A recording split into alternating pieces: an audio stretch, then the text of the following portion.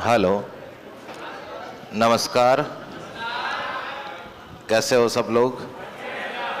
बढ़िया, ठीक है। क्या पढ़ रहे थे अपन? राजस्थान में मीठे पानी की झीलें कल लास्ट में कंप्लीट हो गई थी। बढ़ रहे थे अपन राजस्थान में खारे पानी की झीलों की तरफ।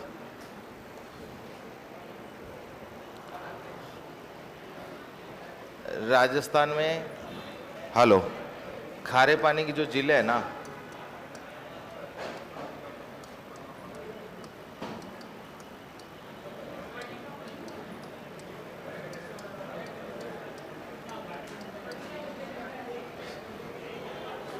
अब इधर देख लो, लिखना कुछ नहीं है, इधर देख लो। राजस्थान में क्या हुआ?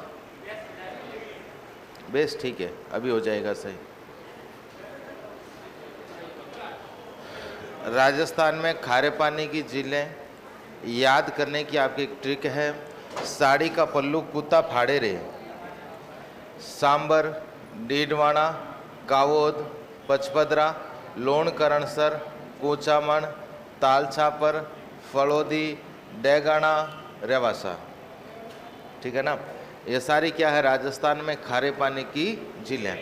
खारे पानी की झीलें, ये तो अपने खारे पानी की झीलें कौन कौन सी है, अब इनसे तो काम होने वाला नहीं। सारी झीलें अपन पढ़ेंगे, कौन सी झील कहाँ पर है, और साथ ही साथ में उनकी विशेषता वगैरह जो भी जानकारी उसको अपन देखेंगे। तो अभी हेडिंग डालो, राजस्थान में खारे पानी की झीलें। ये कौन है भाई? विवादित सवालों के जवाब मैं देने वाला नहीं, जहाँ जो सर ने लिखाया है वही ठीक है ना, वही है। इधर कौन सा आपके?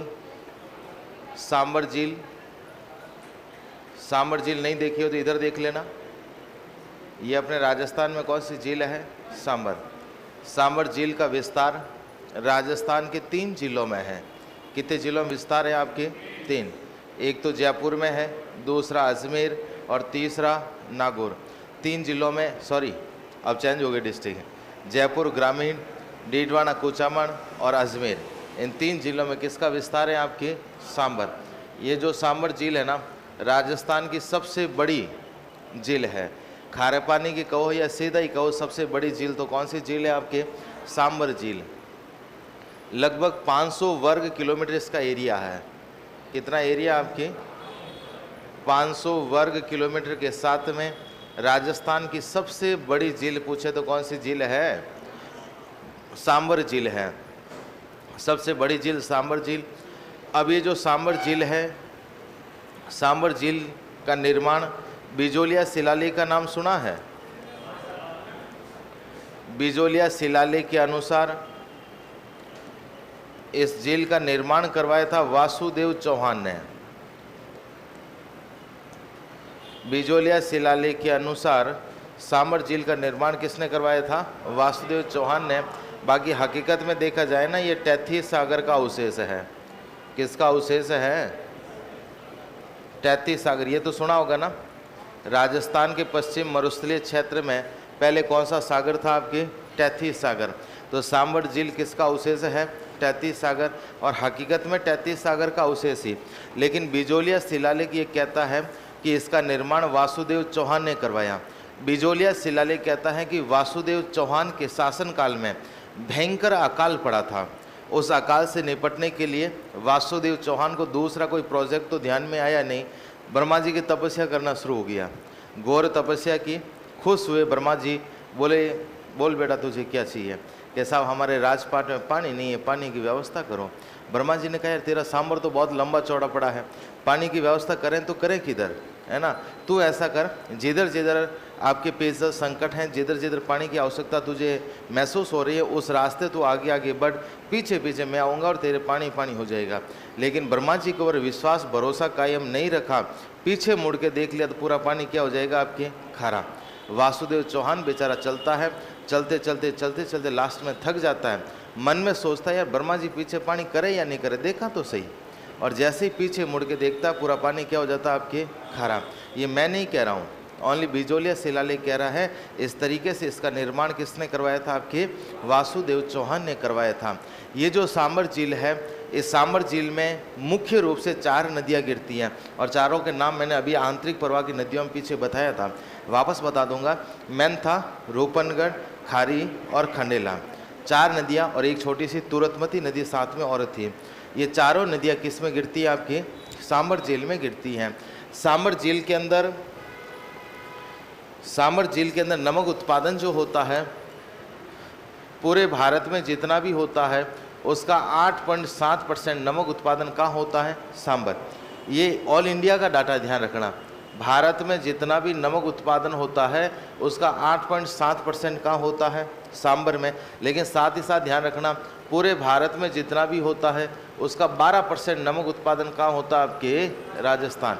सवाल को थोड़ा सा घुमा के पूछ लें, राजस्थान में नमक उत्पादन का सांबर में कितना होता है? ऐसी कंडीशन में ध्यान रखना 72.5% होता है। राजस्थान में नमक उत्पादन का सांबर में कितना होता है?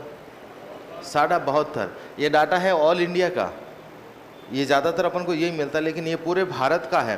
पूरे भारत में जितना नमक उत्पादन है उसका 8.7% अकेले कहाँ है? आपके सांबर के अंदर है। और भारत में जितना है उसका 12% कहाँ है? अपने पूरे राजस्थान। और पूरे राजस्थान का डाटा निकालोगे तो कितना आएगा? आपके 72.5%।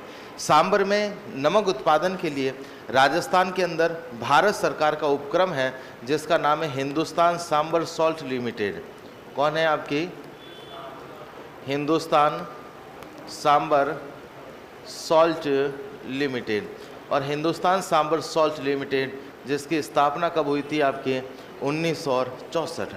हिंदुस्तान सांबर सॉल्ट लिमिटेड की स्थापना 1964 में हुई थी। यहाँ पर आपके नमक उत्पादन जो होता है वो क्यार पद्धति से होता है। वैसे नमक उत्पादन की यहाँ पर 2 विधियाँ हैं। नमक उत्पादन की कितनी विधियाँ? आपके 2 है, लेकिन आपके ज़्यादातर नमक उत्पादन किस पद्धति से होता है? क्यार पद्धति का मीनिंग होता है क्यारियाँ बनाकर वाष्पोत्सर्जन विधि के द्वारा नमक उत्पादन करना, उसको क्या बोलते हैं? आपकी क्यार पद्धति। एक तो है क्यार पद्धति और दूसरी विधि है जिसका नाम है रेस्ता विधि। वैसे रेस्ता विधि से ज़्यादातर नमक उत्पादन जो है आपके पचपदरा में होता है, लेकिन यहाँ पर भी रेस्ता विधि से होता है। रेस्ता विधि का मीनिंग होता है वायु प्रवाह विधि से नमक प्रोडक्शन करना, अर्थात हवा से सुखा सुखा के नमक उत्पादन करना, उसको क्या बोलते हैं? आपके रेस्ता विधि। वो तो उसको जगाना तो कहाँ खोए हुए तो। अरे आप लोग क्या सोचते हो सर को पता नहीं चल रहा है? ध्यान मगन फ़ोन में देख रहा है। कब से फ़ोन देख रहा था? तो उसको अंदर डाल यार, घर पे देख लेना फ़ोन को। ये सांबर अभी चली जाएगी और सांबर को वापस मैं करवाने वाला नहीं। जो लाइन बोली गई दोबारा बोलूँगा नहीं, निकल जाएगी, कोई एग्ज़ाम में आ जाएगा, गड़बड़ हो जाएगा। देख लो इधर, फ़ोन अंदर रखा करो, है ना। क्लास के अंदर यहाँ पहुँचे हो तो शिद्दत के साथ पढ़ो, है ना। घर बार छोड़ के यहाँ पहुँचे हो, दूर दूर से। कहाँ से है प्रॉपर? जोधपुर से। फिर भी घर छोड़ के तो आई है ना, है ना। घर से पहुँचे, मतलब मुझे लग रहा है कि राजस्थान की अलग अलग क्षेत्रों से इस क्लास में विद्यार्थी बैठे हैं, ऐसा ही है ना। और इतना दूर से यहाँ आए, यहाँ आके भी फिर अपना ध्यान इधर उधर या फिर फ़ोन में कहीं रहेगा, है ना। थोड़ा सा, मैं आपकी बात नहीं कर रहा हूँ, क्लास में कई सारे विद्यार्थी 2-4 हर क्लास में मिल ही जाते हैं, और इसमें भी 4-5 क्या 6-7 है ना। इसमें डाटा थोड़ा सा ज़्यादा है ना। जो सर का ध्यान उधर होते ही पीछे ध्यान फ़ोन में, है ना। और वो क्या सोचते हैं हमें पता नहीं है, हम सर की आंख चुरा, सर के 2 धक्के हैं 2 लारे हैं, ध्यान रखना। पूरा निरीक्षण रहता है हमारा। हाँ, ये चीज़ है कि हम इग्नोर कर देते हैं, छोड़ो यार, रहने दो, कोई दिक्कत नहीं है। लेकिन आप लोग क्या उसका गलत फ़ायदा मत उठाओ। चलो, सांबर के अंदर नमक उत्पादन कौन सी विधि से होता है? एक क्यार पद्धति और दूसरी कौन सी? आपके रेस्ता विधि। दोनों विधियों से क्या होता है? नमक उत्पादन। सेकंड ग्रेड में सवाल पूछा था, सांबर में वायु प्रवाह विधि से नमक उत्पादन होता है, उसे क्या कहते हैं? तो उसको बोलते हैं रेस्ता विधि, है ना। ये है वाष्पोत्सर्जन और ये वायु प्रवाह। जहाँ पर वायु प्रवाह दोनों से ही होता है सांबर में, लेकिन जहाँ पर वायु प्रवाह वर्ड मिले वहाँ पर क्या करना आपको? रेस्ता विधि। क्या करोगे आप? रेस्ता विधि करोगे। तो अपने सांबर जो है, ये जो सांबर झील, इसके अंदर सांबर के अंदर साकमरी माता का मंदिर, नालीसर मस्जिद, देवयानी तीर्थ स्थल, तमाम चीज़ें आपको कहाँ मिलेगी? सांबर के अंदर देखने को मिलेगी। उसके बाद में राजस्थान का सबसे उच्चतम बिंदु गुरु शिखर, तो सबसे निम्नतम बिंदु कौन सा आपके? सांबर झील। सबसे नीचा पॉइंट कौन सा आपकी? सांबर झील है। सांबर झील के अंदर सर्दियों के अंदर राजहंस बड़ी संख्या में देखने को मिलता है। अब आने शुरू हो जाएंगे। सांबर झील में सर्दियों में राजहंस बड़ी संख्या में देखने को मिलते हैं। ये राजहंस यहाँ सांबर के अंदर आते हैं, ये बताया भी था। राजहंस, कुर्जा, साइबेरियन सारस, है ना, तीनों राजस्थान में। ये राजहंस आता है ना नवंबर 2019 में। कब की घटना आपकी? नवंबर 2019 में देश की सबसे बड़ी पक्षी त्रासदी सांबर में हुई थी। नवंबर 2019 में देश की सबसे बड़ी पक्षी त्रासदी कहाँ हुई थी? आपके सांबर के अंदर। इस समय एक बीमारी थी जिसका नाम है एवियन बोटुलिज्म। कौन सी बीमारी आपकी? एवियन बोटुलिज्म नामक बीमारी के कारण हजारों की संख्या के अंदर राजहंस मारे गए थे। खूब सारे राजहंस इस समय मारे गए थे। ये जो सांबर झील है, इस सांबर झील को 23 मार्च, कौन सी डेट है आपकी? 23 मार्च 1990 ईस्वी को इसे रामसर साइट में इंक्लूड किया गया। किस में इंक्लूड किया गया आपकी? Ramsar site. और राजस्थान में रामसर साइट कितने हैं? 2 है। रामसर साइट कितने हैं आपके? 2। पहला तो है केवलादेव गणापक्षी विहार और दूसरा कौन सा है आपके? सांबर। केवलादेव गणापक्षी विहार को 1981 के अंदर रामसर साइट में शामिल किया गया और सांबर को कब किया गया? आपके 1990 ईस्वी के अंदर, 23 मार्च 1990। अब सवाल ये खड़ा होता है कि रामसर साइट होते क्या है? आर्द्र भूमि कह सकते हैं। 2 फरवरी 1971 ईस्वी को, ध्यान रखना, ईरान के अंदर एक जगह है रामसर। 2 फरवरी 1971 ईस्वी को रामसर ईरान के अंदर एक समझौता होता है, वैज्ञानिक सम्मेलन होता है। उसके अंदर आपकी एक समझौता, जिसके अंदर एक बहुत बड़ा डिसीजन लिया जाता है, इस पृथ्वी के ऊपर नम आर्द्र भूमि, जैव विविधता वाला बेल्ट, महत्वपूर्ण पक्षियों का क्षेत्र, दलदला क्षेत्र, विशेष रूप से वहाँ दलदल होना चाहिए, इसलिए अपन उसको आर्द्र भूमि कहते हैं। विशेष रूप से क्या होना चाहिए? दलदल। उनका हमें संरक्षण करना होगा। यदि उनका संरक्षण हम लोगों ने नहीं किया तो आने वाले समय में प्रकृति हमारे साथ में खिलवाड़ करेगी और उसका हमें बहुत बड़ा भुगतान भुगतना होगा। इसी चीज़ को ध्यान में रखते हुए जिन जिन चीज़ों को इनके लिस्ट में इंक्लूड करते गए, रामसर साइट में शामिल होते गए, भारत के अंदर 75 रामसर साइट है। कितने रामसर साइट है आपकी? 75 रामसर साइट भारत के अंदर है। राजस्थान में अभी तक कितने? अपने 2। पहला केवलादेव और दूसरा सांबर। क्लियर सबके? लिखो सांबर जी, लिखना शुरू करो। सर जी राजहंस नागौर का शुभंकर है, बिल्कुल साहब।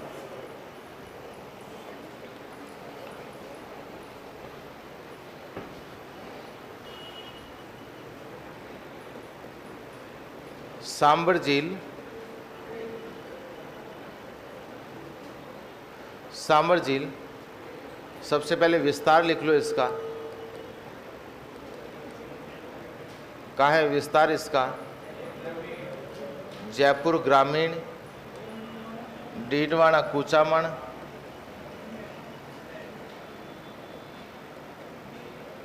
डीडवाना कुचामन, और कौन सा आपकी? अजमेर। ठीक है, लिखो, जानकारी काफ़ी, एक एक करके सारे पॉइंट लिखो।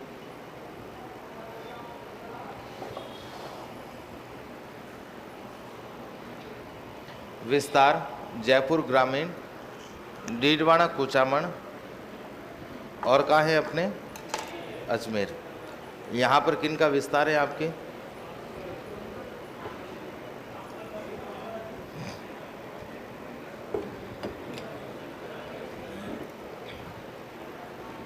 आगे लिखो, सांबर झील क्षेत्रफल की दृष्टि से राजस्थान की सबसे बड़ी झील है।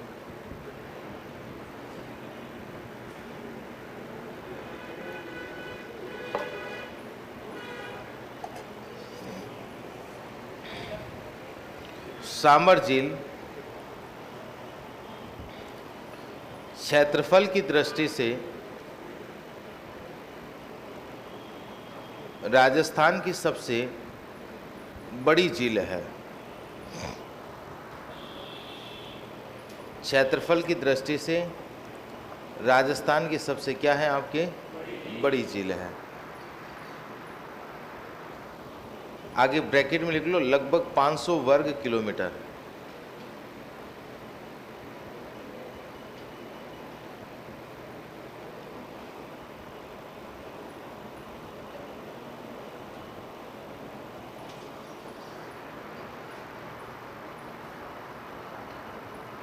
आगे लिखो सांबर झील में गिरने वाली नदियां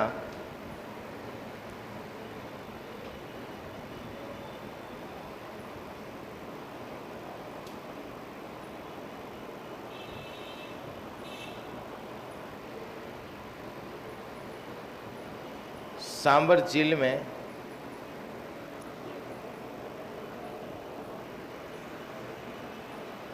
गिरने वाली नदियां कौन कौन सी आपकी लिख लो डैश करके। मैनथा, रूपनगढ़, खारी, खंडेला और कौन सी थी आपकी तोरतमती नदी।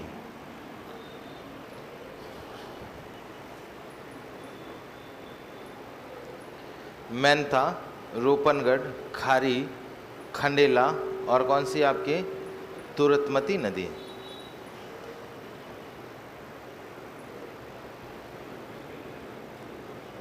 आगे वाला पॉइंट लिखो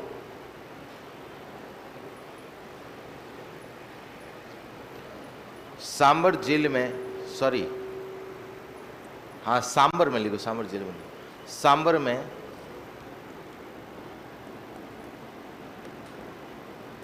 शाकंभरी माता का मंदिर,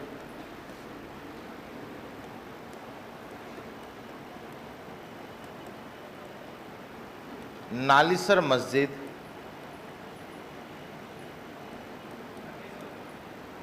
देवयानी तीर्थ स्थल,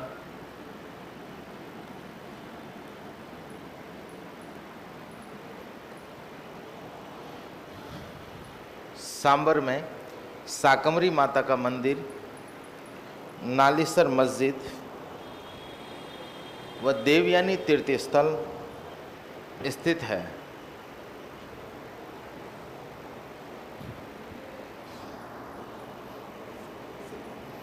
शाकंभरी माता का मंदिर, नालीसर मस्जिद व देवयानी तीर्थ स्थल स्थित है। वह देवयानी तीर्थ स्थल स्थित है। कौन सी झील है आपकी सांबर। नेक्स्ट आगे लिखो देश में कुल नमक उत्पादन का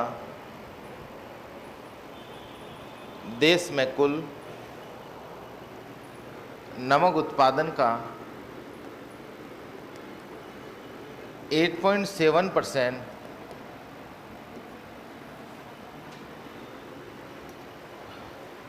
देश में कुल नमक उत्पादन का 8.7% सांबर में होता है।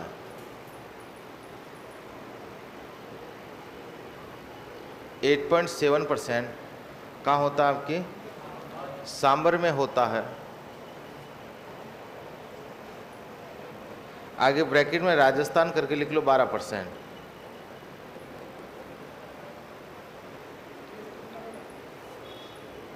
भारत का राजस्थान में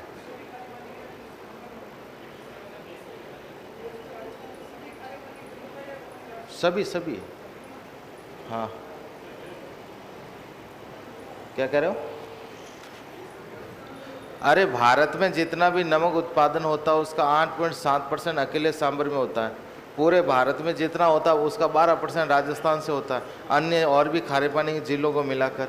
नेक्स्ट आगे लिखो राजस्थान में नमक उत्पादन का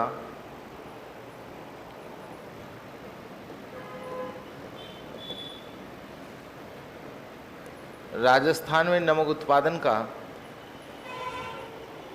72.5% सांबर में होता है। राजस्थान में नमक उत्पादन का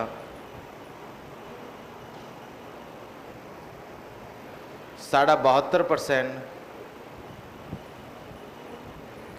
कहाँ होता है? आपके सांबर में होता है। मनीष चौधरी, कौन है मनीष चौधरी? आप ही हो? बार बुला रहे।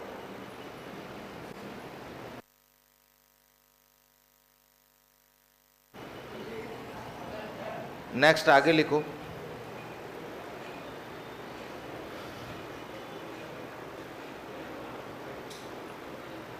सांबर में नमक उत्पादन के लिए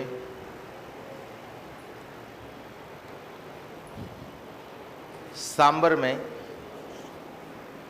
नमक उत्पादन के लिए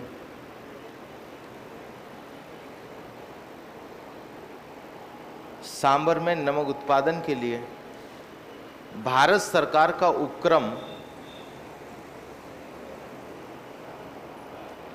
सांबर में नमक उत्पादन के लिए भारत सरकार का उपक्रम हिंदुस्तान सांबर सॉल्ट लिमिटेड स्थित है।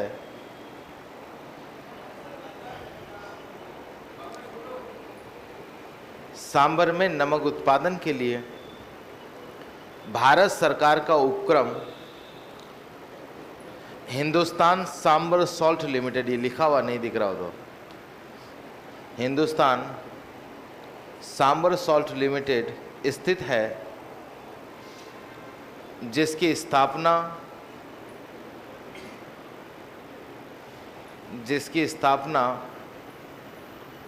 1964 में हुई।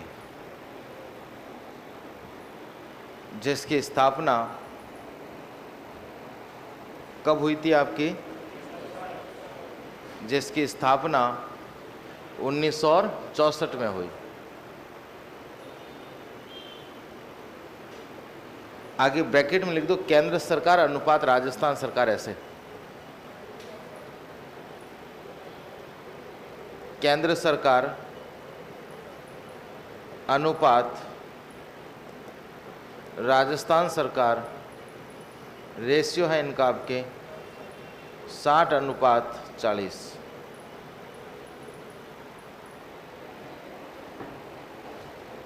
रेशियो है 60:40। यानी हिंदुस्तान सांबर सॉल्ट लिमिटेड जो नमक उत्पादन करने की भारत सरकार की जो कंपनी है, इसमें हिस्सेदारी किसकी है? सेंट्रल गवर्नमेंट की है 60% और हमारे राजस्थान सरकार की कितनी है आपके? 40%। नेक्स्ट आगे लिखो। सांबर में नमक उत्पादन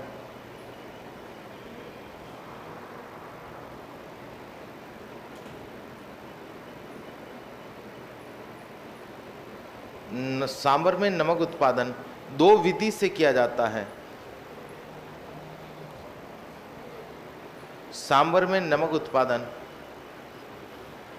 कितनी विधि से किया जाता है आपकी? सांबर में नमक उत्पादन 2 विधि से किया जाता है। 1 नंबर डाल के लिख देना क्यार पद्धति।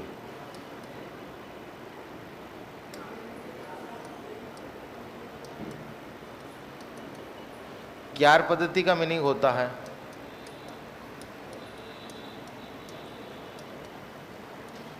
वाष्पोत्सर्जन द्वारा नमक उत्पादन, और सांबर में सर्वाधिक इसी से होता है।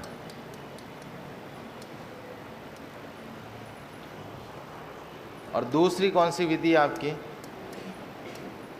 रेस्ता विधि।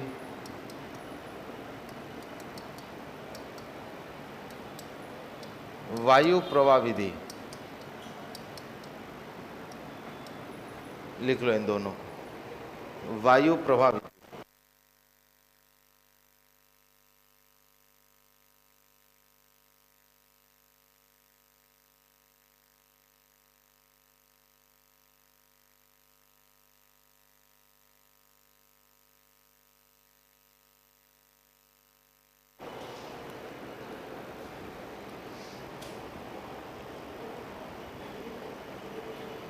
लिख लिया सबने?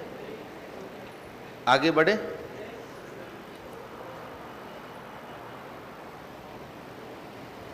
लिखो आगे। राजस्थान का उच्चतम बिंदु गुरु शिखर है।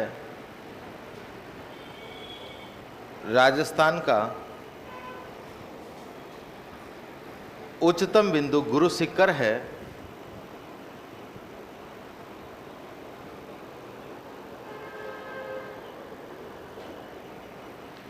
राजस्थान का उच्चतम बिंदु गुरु शिखर है, तो निम्नतम बिंदु सांबर झील है।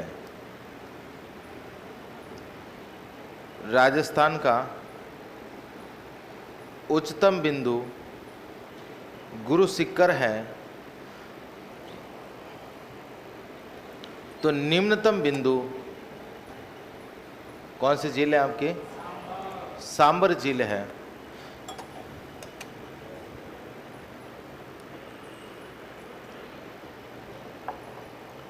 उच्चतम बिंदु गुरु शिखर, निम्नतम बिंदु कौन सी झील है आपके? सांबर। सांबर झील में सर्दियों में, नेक्स्ट पॉइंट लिखो, सांबर झील में सर्दियों में राजहंस बड़ी मात्रा में देखने को मिलते हैं।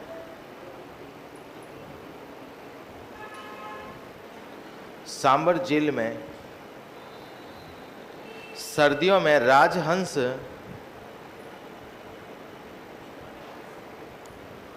सांबर झील में सर्दियों में राजहंस बड़ी संख्या में देखने को मिलते हैं।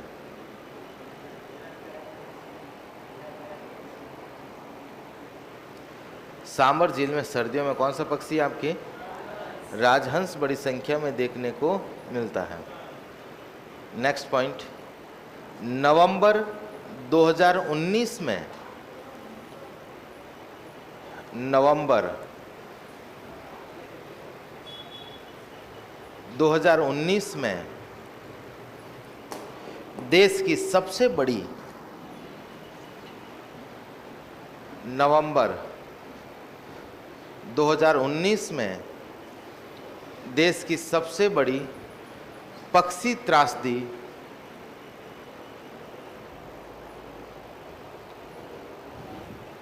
नवंबर 2019 में देश की सबसे बड़ी पक्षी त्रासदी कहाँ हुई थी आपकी? सांबर में हुई। नवंबर 2019 में देश की सबसे बड़ी पक्षी त्रासदी कहाँ हुई थी आपके? आगे ब्रैकेट में लिख दो, एवियन बोटुलिज्म नामक बीमारी के कारण।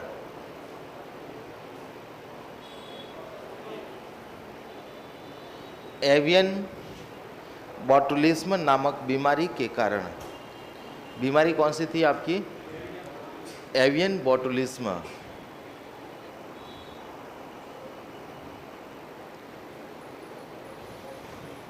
एवियन बोटुलिज्म नामक बीमारी के कारण क्या हुई थी आपकी? पक्षी त्रासदी। नेक्स्ट पॉइंट लिखो, सांबर झील को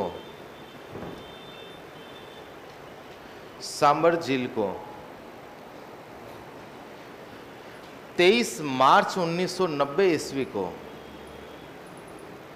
सांबर झील को 23 मार्च 1990 ईस्वी को रामसर साइट में शामिल किया गया। सांबर झील को 23 मार्च 1990 ईस्वी को किस में शामिल किया गया? रामसर साइट में शामिल किया गया। सांबर झील को 23 मार्च 1990 ईस्वी को किस में शामिल किया आपके? Ramsar site. ये अपने राजस्थान में एक छोटी सी झील थी जिसका नाम क्या था आपके? सांबर। कौन सी झील आपकी? कोई डाउट किसी को सांबर में? कोई संशय? कौन सी? अच्छा ये लिखनी है, लिख लो नो डाल के।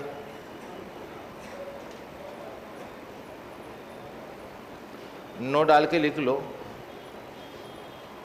बिजोलिया शिलालेख के अनुसार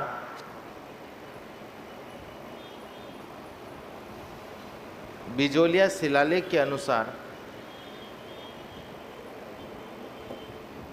बिजोलिया शिलालेख के अनुसार सांबर झील का निर्माण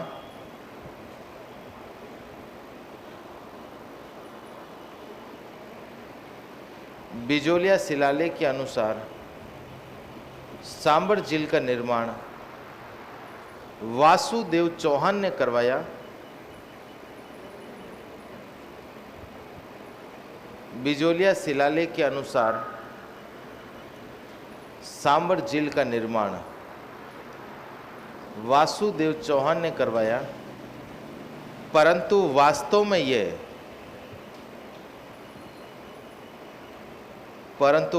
में ये तैथीस सागर का अवशेष है। परंतु वास्तव में ये तैथीस सागर का अवशेष है।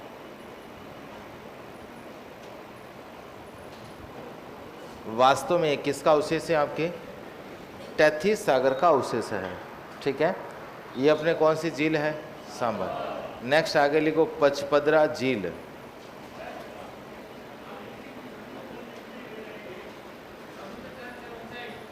किसकी?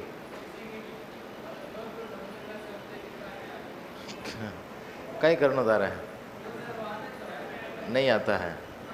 चोटियों की ऊंचाई पूछते हैं, इनके नहीं पूछते हैं। मन ध्यान है, वो समुद्र तल से ही ऊंचाई है। अरे यार उससे क्या फर्क पड़ गया? तो वह जाएगा तब लिखेगा, तो एग्जाम में थोड़ी आएगा। ऐसे तो खूब सारी जानकारियां जो कोई काम की नहीं है। अपन पढ़ रहे हैं एग्जाम ओरिएंटेड, है ना। कुछ कुछ तो क्रीम पढ़नी पड़ेगी ना कि एग्जाम में सवाल कहाँ से बनते हैं। कचरा भी तो नहीं पढ़ सकते है ना कि इधर उधर की चीज़ें। वैसे ही भूगोल बहुत बड़ी है, ऐसा चांस होता ही नहीं है, चिंता ही मत कर। ठीक है, चलो नेक्स्ट आगे लिखो।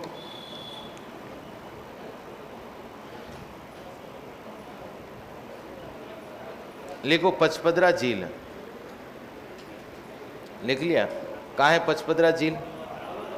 बालोतरा।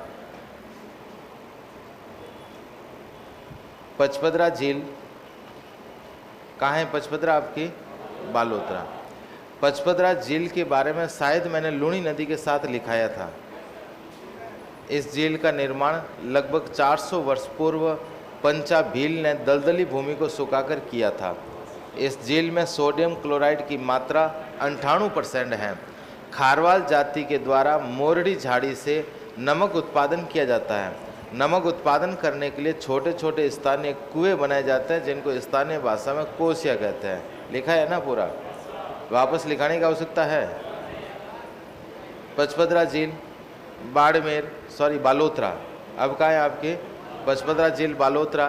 पेज नंबर लूणी नदी वाला देखें। अब आगे बढ़े। ठीक है, इतना ही है ना, बस इतना ही है उसमें, ज़्यादा कुछ नहीं है। लिखो, लिख लो, 2 मिनट लगी, कोई ज़्यादा नहीं है। लिख लो पचपदरा झील। मन हो गया तो लिख ही लो। लिखो पचपदरा झील।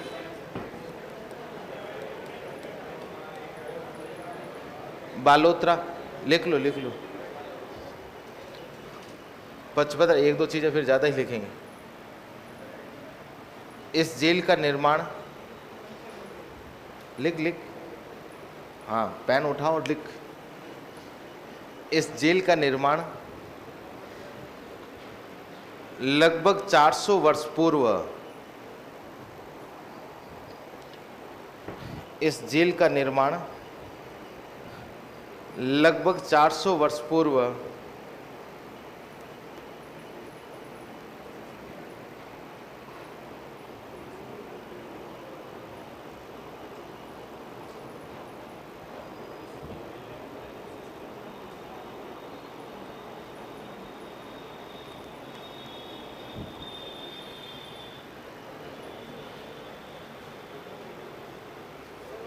क्या लिखा? इस झील का निर्माण लगभग 400 वर्ष पूर्व पंचाभील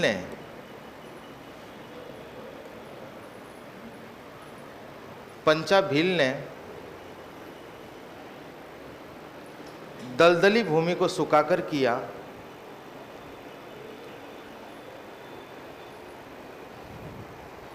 पंचाभील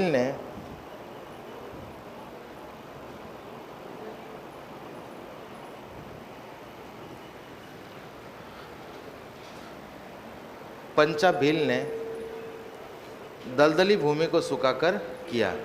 इस झील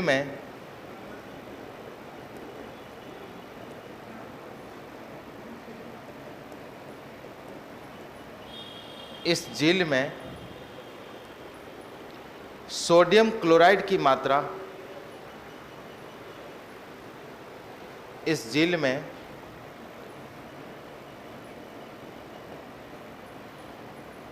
सोडियम क्लोराइड की मात्रा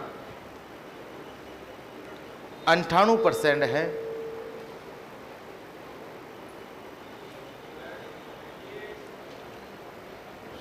इस झील में सोडियम क्लोराइड की मात्रा कितने परसेंट है आपकी? 98% है। यहाँ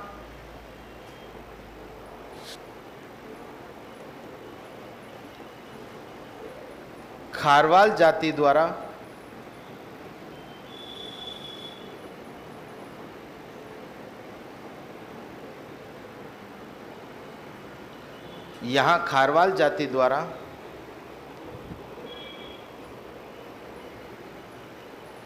मोरडी झाड़ी से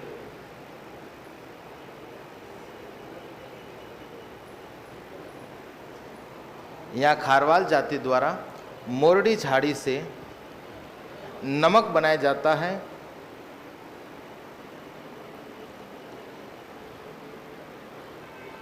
खारवाल जाति द्वारा मोरडी झाड़ी से नमक बनाया जाता है। नमक बनाने के लिए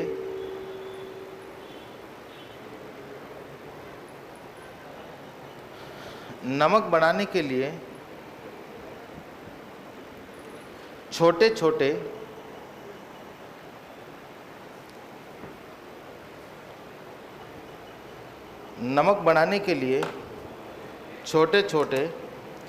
स्थानीय कुएं बनाए जाते हैं।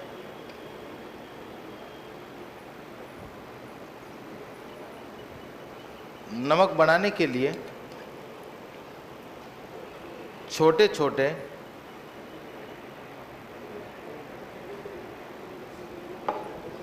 स्थानीय कुएं बनाए जाते हैं, जिन्हें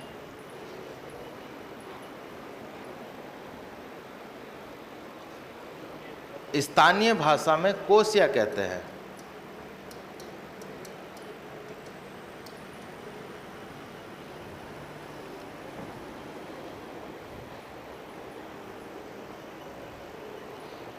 उन्हें स्थानीय भाषा में क्या कहते हैं आपकी? जिन्हें स्थानीय भाषा में कोसिया कहते हैं। झाड़ी है एक, झाड़ी ठीक है। नेक्स्ट आगे लिखो।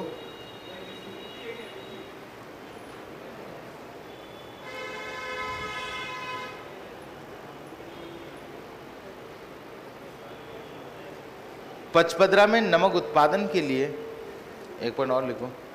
पचपदरा में नमक उत्पादन के लिए पचपदरा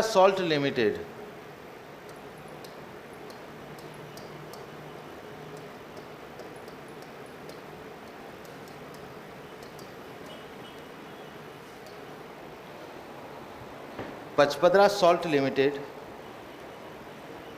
स्थित है, जिसकी स्थापना 1960 में हुई।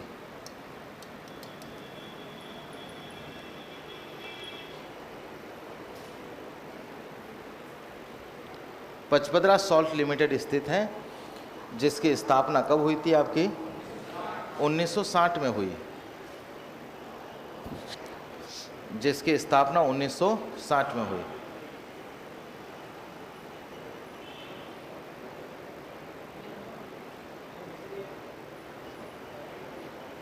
जिसकी स्थापना 1960 में। एक पॉइंट और लिख लो, यहाँ हीरागढ़ व सामरा से भी नमक उत्पादन होता है। यहाँ हीरागढ़ व सामरा से भी, पास में जगह है ना,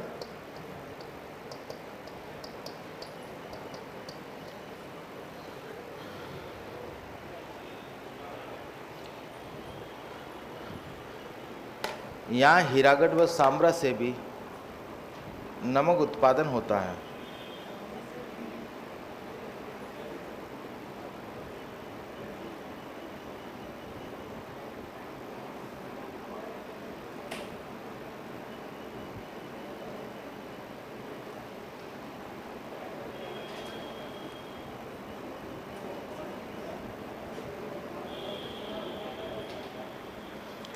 नेक्स्ट आगे लिखो डीडवाना झील। डीडवाना झील, हाँ नेक्स्ट आगे वाली झील।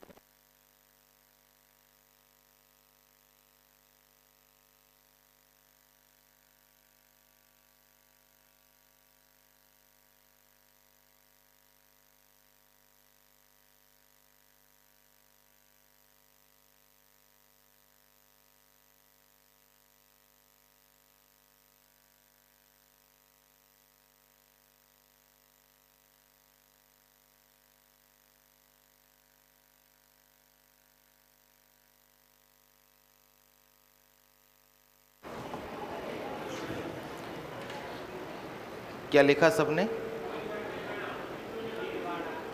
यहाँ हीरागढ़ व सामरा से भी नमक उत्पादन होता है। नेक्स्ट आगे झील लिखो डीडवाना झील है, जगह का नाम है, पचपदरा के पास में। नेक्स्ट लिखो डीडवाना झील कहाँ है आपकी? अब हो गया कुचामण। कुचामण डीडवाना,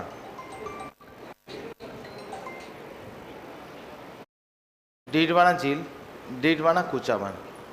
अब देखो यहाँ का जो नमक है ना, ये नमक खाने की दृष्टि से उत्तम नहीं है। क्यों नहीं है?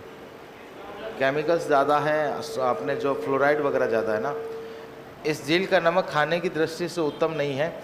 इसका उपयोग होता है कागज़ उद्योग। कहाँ होता है आपकी? कागज़ उद्योग और चमड़ा उद्योग। इसका उपयोग कागज़ उद्योग व चमड़ा उद्योग के अंदर, क्या कागज़ उद्योग और चमड़ा उद्योग के अंदर इसका यूज़ होता है। ये जो डीडवाना के अंदर नमक उत्पादन है, इसको खाल्डा नमक बोलते हैं। क्या बोलते हैं इसको? यहाँ उत्पादित जो नमक है उसको क्या बोलते हैं? खाल्डा नमक। ये जो डीडवाना के अंदर लवणीय पानी की क्यारियाँ सुखाकर नमक उत्पादन किया जाता है, उसको बोलते हैं ब्राइन नमक। क्या बोलते हैं इसको? इसको ब्राइन नमक के नाम से जाना जाता है। डीडवाना के अंदर नमक उत्पादन के लिए राजस्थान सरकार का उपक्रम राजस्थान राज्य केमिकल वर्क्स, राजस्थान राज्य केमिकल वर्क्स है ना, ये आपके कहाँ है? आपके डीडवाना के अंदर। इसकी स्थापना हुई थी 1964। कब हुई थी आपकी? 1964। लिखो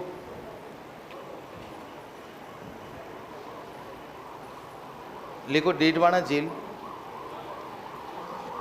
कुचामन डीडवाना। पहला पॉइंट, इस झील का नमक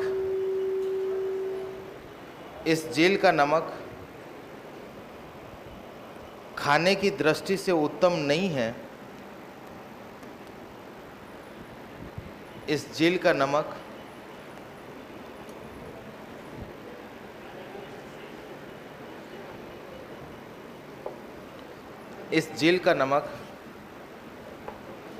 खाने की दृष्टि से उत्तम नहीं है। इसका उपयोग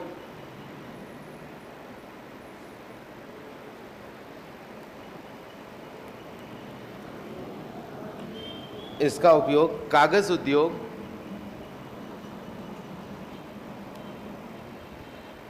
इसका उपयोग कागज उद्योग व चमड़ा उद्योग में किया जाता है।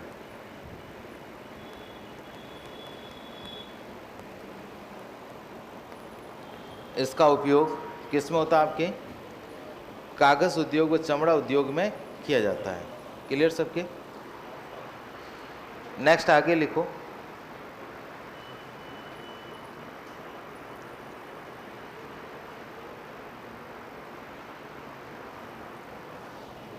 डीडवाना में उत्पादित नमक को, डीडवाना में उत्पादित नमक को, डीडवाना में उत्पादित नमक को खाल्डा नमक कहा जाता है। डीडवाना में उत्पादित नमक को खाल्डा नमक कहा जाता है।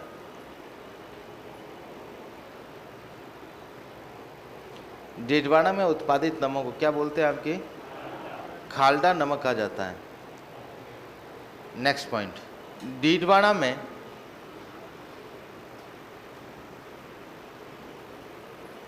अनूपगढ़ की सीमा हनुमानगढ़ से नहीं लगती है क्या? हाँ, बिल्कुल सही हो आप, नहीं लगती है। डीडवाना में लवणीय पानी की क्यारियां बनाकर, डीडवाना में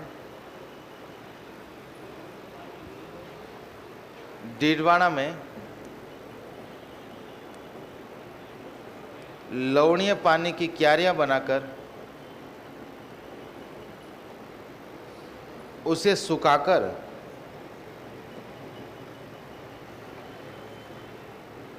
डीडवाना में लवणीय पानी की क्यारियां बनाकर उसे सुखाकर नमक उत्पादन किया जाता है।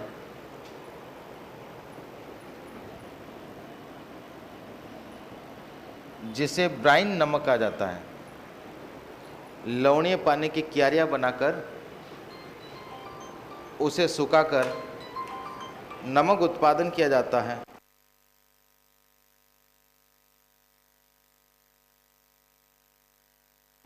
उसे क्या कहते हैं? आपकी ब्राइन नमक कहा जाता है।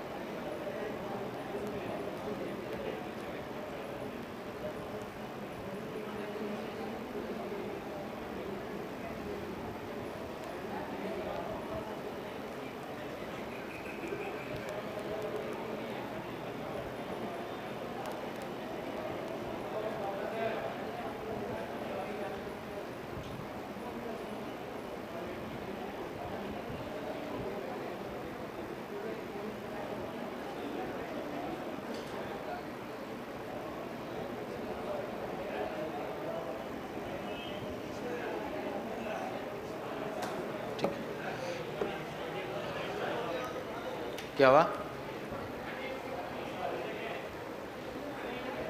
ये अरे इसमें क्या नाम है ना, फ्लोराइड ज़्यादा है ना, फ्लोराइड ज़्यादा है, और आपके दूसरा केमिकल भी ज़्यादा है, खाने योग्य नहीं है, मुख्य रूप से फ्लोराइड है। ठीक है, इसलिए अपन यूज़ कहाँ लेते, कागज़ उद्योग और चमड़ा उद्योग। चलो आगे बढ़ो। ये कौन सी क्या लिखा आपने लास्ट? ये लिख लिया ना? लिखो, डीडवाना में राजस्थान सरकार का उपक्रम।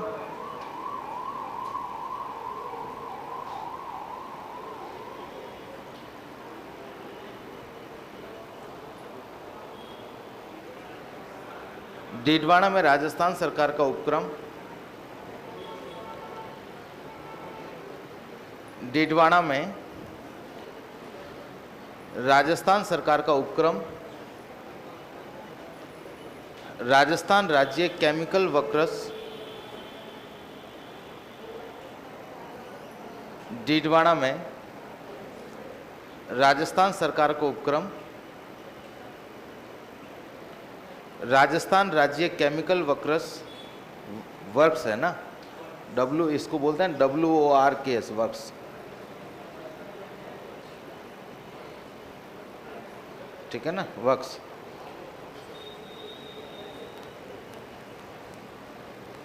ये तो पूरी गई, वापस आ।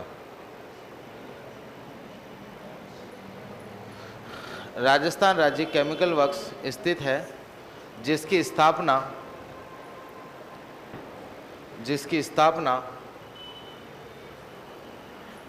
1964 में हुई। जिसकी स्थापना कब हुई आपके? ये पीछे वाला पेज अब आ रहा है। नेक्स्ट आगे लिखो, डीडवाना में इसके 3 संयंत्र स्थित है।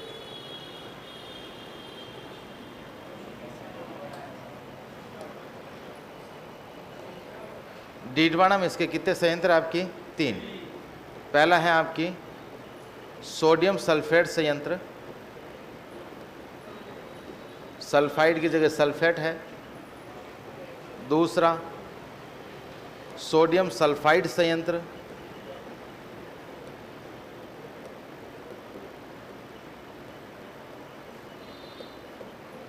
तीसरा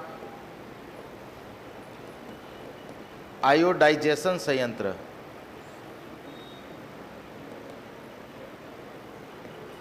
सोडियम सल्फेट संयंत्र, सोडियम सल्फाइड संयंत्र और आयोडाइजेशन संयंत्र, 3 संयंत्र है इसके, राजस्थान राज्य केमिकल वर्क्स के हैं। यार जोर से बोल दो।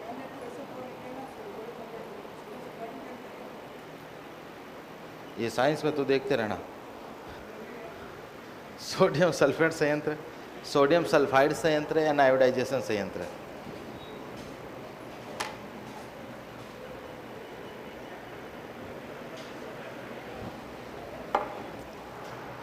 लिख लिया सबने? ये कौन सी झील है आपकी?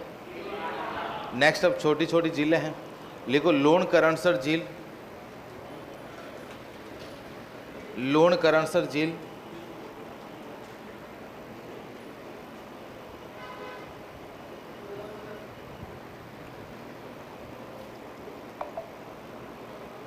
लोणकरणसर झील कहाँ है आपकी? लोणकरणसर बीकानेर। लोणकरणसर झील कहाँ है आपकी? बीकानेर। लिख लो, इस झील का नमक भी खाने की दृष्टि से उत्तम नहीं है। इस झील का नमक भी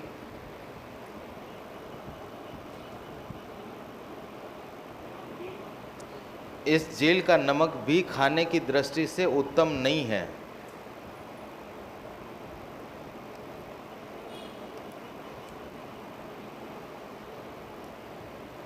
इस झील का नमक भी खाने की दृष्टि से उत्तम नहीं है, बस इतना ही लिखना और कुछ नहीं लिखना। ये कौन सी झील है आपकी? लोणकरणसर झील। नेक्स्ट आगे लिखो कावोद झील। कौन सी झील आपकी?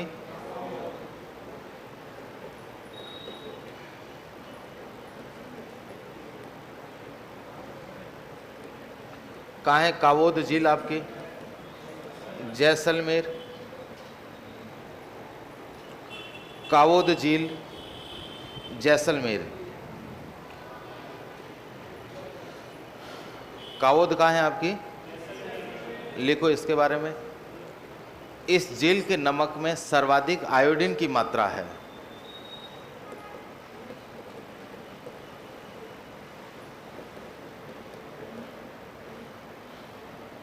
इस झील के नमक में सर्वाधिक किसकी मात्रा आपकी? इस झील के नमक में सर्वाधिक आयोडीन की मात्रा है। कौन सी झील है आपकी? कावोद। तो सबसे ज़्यादा आयोडीन पूछे तो कौन सी झील में आपकी? कावोद झील में।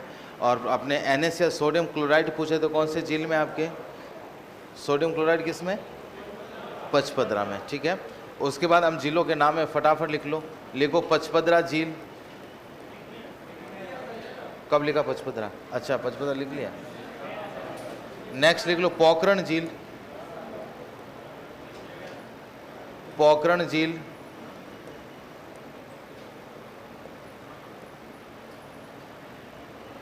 कहाँ है पोखरण झील आपकी? जैसलमेर। पोखरण झील कहाँ है? पोखरण आपकी जैसलमेर। फलोदी झील। बस झीलों के नाम है, अब और कुछ नहीं है। फलोदी झील कहाँ है? फलोदी झील आपकी फलोदी। बाप झील। बाप झील फलोदी, पहले जोधपुर में फलोदी। बाप झील फलोदी। नेक्स्ट आगे लिखो ताल छापर झील। कहाँ है ताल छापर झील आपकी? चूरू।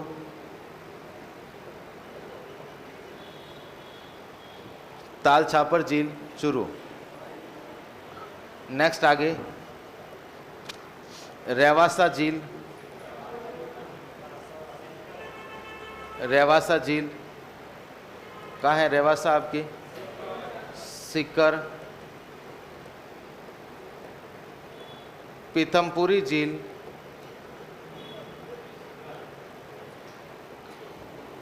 कहाँ है? पीथमपुरी झील सीकर। रेवासा झील सीकर। पीथमपुरी झील सीकर। रेवासा सीकर पीथमपुरी सीकर। फिर लिखो डेगाना झील। कहाँ है डेगाना झील? नागौर। कुचामन झील कहाँ है? कुचामन आपकी डीडवाना कुचामन।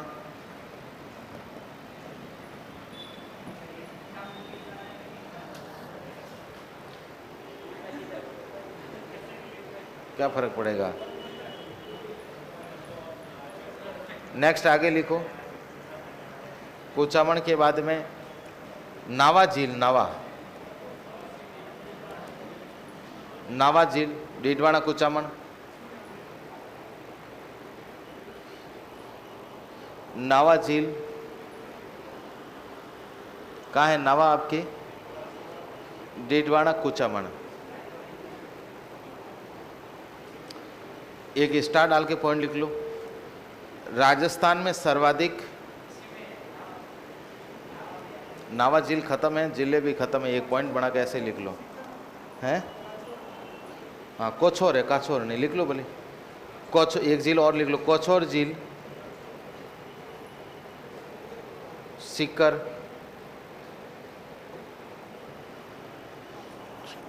कछौर झील कहाँ है आपकी? सीकर।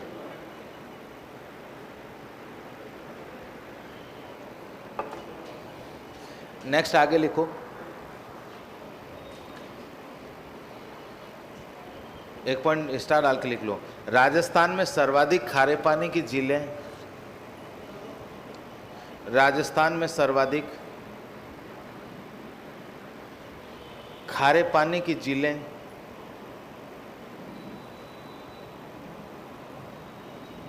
नागौर व सीकर में है। नागौर व सीकर दोनों में ही है। पहला नागौर है, दूसरा सीकर है। नागौर सीकर, आप नागौर सीकर की सीकर ही लिखा है। सर्वाधिक खारे पानी की झीलें कहाँ हैं आपके? नागौर और सीकर में। ये अपने राजस्थान में क्या थी? खारे पानी की झीलें। और खारे पानी की झीलों के साथ में ही राजस्थान के अंदर आपकी कंप्लीट हो गई झीलें। पहले मीठे पानी की हो गई, अब कौन सी हो गई? खारे पानी की। अफवाह तंत्र का जो टॉपिक था हमारे कंप्लीट हो गया। पहले हम लोगों ने राजस्थान के अंदर आपके नदियाँ पढ़ ली थी, नदियों के बाद में ये कौन सी हो गई? आपकी झीलें। नेक्स्ट अब बिल्कुल नए पेज से, नए सिरे से नया टॉपिक, नया टॉपिक हेडिंग डालो, बिल्कुल नया टॉपिक। वो अलग है, वो पत्थर है।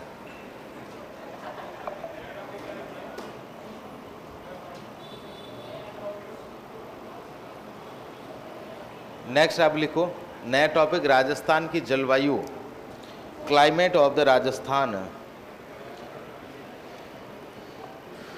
बिल्कुल नए पेज से, नए सिरे से नया टॉपिक, राजस्थान की जलवायु। ये जो रफ में लिख रहे हो घर पे जाके फेयर करते हो वापस? तुझे थोड़ी कह रहा हूँ मैं, जिनके पास रफ थी उनको ही बोला। फेयर है तब ठीक है, लेकिन रफ है, जो रफ में लिख रहे हो ना, क्योंकि रफ में ज़्यादा दिन तक वैराग हमारा रहता नहीं है, क्योंकि यहाँ लिखना वापस जाके लिखना समय बहुत कम मिलता, मुझे पता है। और फिर भी करते हो, बहुत अच्छी बात है। यानी साथ साथ में बराबर घर पे जाके फेयर कर रहे हो, बहुत अच्छी बात है, क्योंकि 2 बार लिखोगे तो चीज़ याद हो जाएगी। लेकिन रफ को रफ मत रहने देना, ये मत होने देना, ठीक है ना। वो रफ का फिर रफ रजिस्टर में रहा, वो वहीं रह जाएगा। फिर 2-4 महीने, 2 महीने बाद में पता ही नहीं चलेगा सर ने लिखाया क्या था और हमने लिखा क्या था और हम पढ़ क्या रहे हैं। बात आ गई समझ में? चलिए अब लिखो राजस्थान सर्वाधिक मीठे पानी की झीलें कहाँ? उदयपुर में, झीलों की नगरी उदयपुर। राजस्थान की जलवायु है ना, बहुत अच्छा टॉपिक है। नेक्स्ट आगे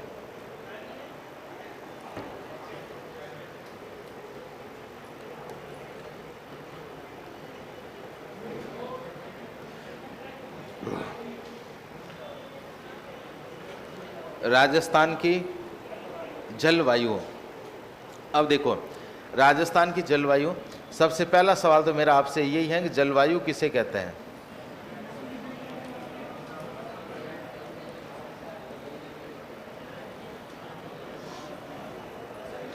जलवायु किसे कहते हैं?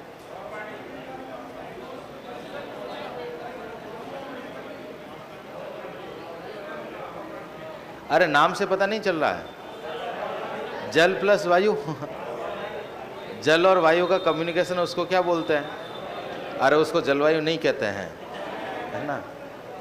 जलवायु का मीनिंग होता है, हाँ, किसी स्थान विशेष की दीर्घकालिक मौसमी जो अवस्था होती है, कम से कम 25 साल, न्यूनतम वो प्रोसेस कितने साल तक चलना चाहिए? 25 साल। फिर वो किस में कन्वर्ट होता है? आपकी जलवायु।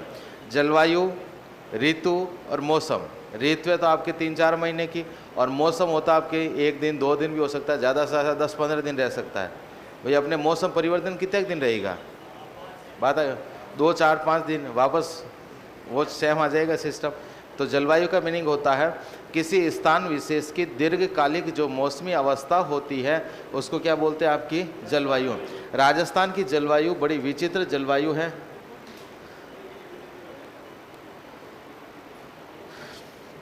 राजस्थान की जलवायु बड़ी विचित्र जलवायु।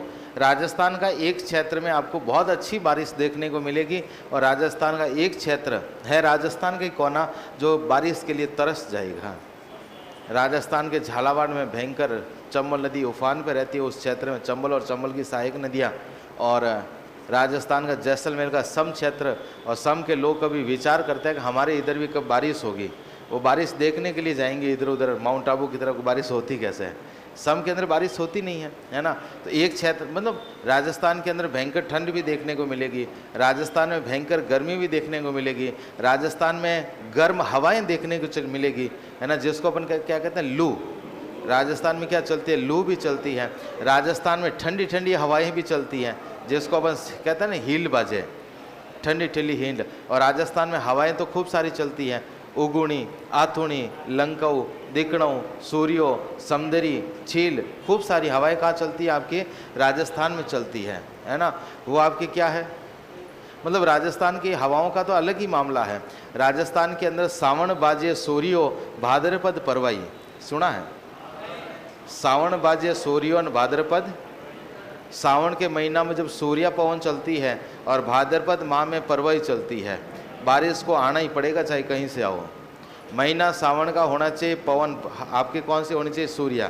अपन को तो पता ही नहीं, अपने तो हवा चल रही है, अपन को पता चलता है क्या कौन सी हवा है। और अपने जो पूर्वज हैं, जो आपके 50-60 साल से ज़्यादा के अवस्था के लोग हैं, वो बता देंगे अभी हवा कौन सी चलती। हवा चेंज होती है कि ये समुद्री चलना शुरू हो गए, बादल बिखर जाएंगे। अपन अनुमान लगा सकते हैं अभी बादल बिखर जाएंगे, कह सकते हैं क्या। और वो कहते हैं कि अभी परवई चल रही है, ये परवई बारिश आने की संभावना है, सूर्या चल रही है, बारिश आ सकती है। और सूर्या का तो इतना महीना सावन का हो और 2-4 महीने सावन का महीना हो और 2-4 घंटे के भीतर ही आपको बारिश को आना पड़ेगा चाहे कहीं से आओ। वैसे अरब सागर के मानसून को लेके आती है सूर्या पवन। सावन बाजे सूर्यो भाद्रपद परवाई। और जब सूर्या चलती है ना, राजस्थान में एक कहावत है, एक आदमी खेत में हल जोते हैं, है ना, आदमी खेत में हल जोत रहा था, हल जोते जोते सूर्या पवन चलना शुरू हो गई। इधर तो सूर्या पवन चलना शुरू हुई और उसकी पत्नी भातों लेन रवाना हुई। भातों हम जोते खानो भोजन, भातों लेन, और खेत पहला बहुत दूर पड़ता है ना, भातों लेन गई। भातों लेन जान दे के खेत में सब हल जोते हैं। पत्नी जान आप पति ने कहो बाईरो बाजे होरियो ते हल कहने जोतियो। अब बार बरसात हो, बरसात होते रोड हो जाए, रोड हम जोते, बारिश हो, बारिश होते क्या हो जाएगी आपकी, रोड हो जाएगी। पति आपने पत्नी को वापस बोला, तू घरे बैठी जौणियो जने भातों कहने ओणियो, घरे बैठी जौणियो जने भातों कहने ओणियो। मैं तो लास्ट हड़ाऊ नेकन घर आओ तो जो मैंने ध्यान है अपने जो है सूर्या चल रही है, बारिश आने वाली है, मैं तो है ना आने ही वाला था। लुगई फा जो कह रहे मैं जौणियो वो भूखो मर जाए कौणियों के, है ना, आदमी एक आंखों कम दिखतो है ना। तो राजस्थान में सूर्या पवन का इतना है। सावन बाजे परवई जो चलती है ना, परवई बाज पश्चिम ने फिरियो घरे बैठी नार बेड़ियो भरियो।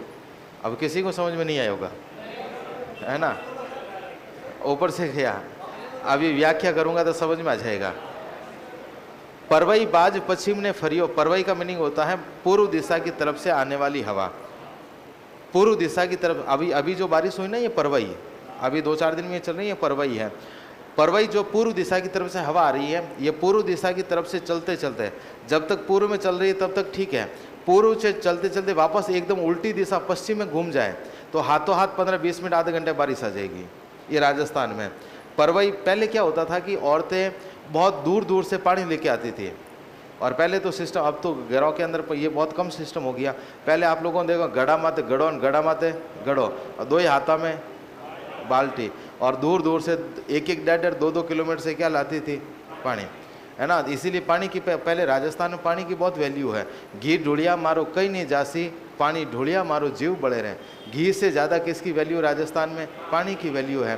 तो राजस्थान के अंदर जैसे ही नार जो है पत्नी, पति पत्नी का संवाद है, जैसे ही वो आपके क्या कहते हैं ना घड़ा लेके रवाना होती है, उसी समय पति अपने पत्नी को कहते हैं कि परवई बाज पश्चिम ने फिरियो। हवा पहले कौन सी चल रही थी, परवई, और अब वापस कौन सी हुई है, पश्चिम।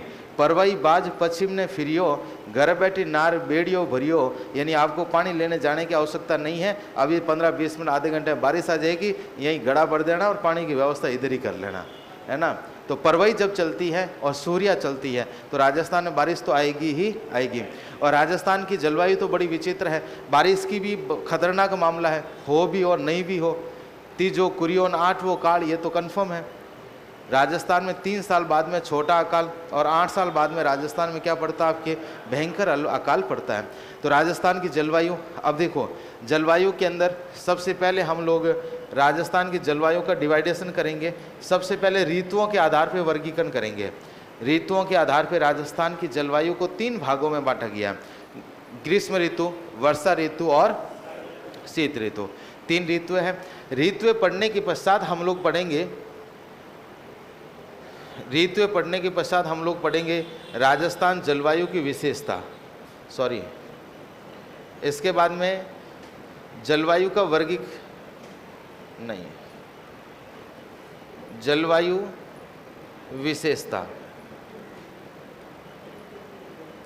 जलवायु की विशेषता पढ़ने के बाद हम लोग पढ़ेंगे जलवायु को प्रभावित करने वाले कारक, जलवायु को प्रभावित करने वाले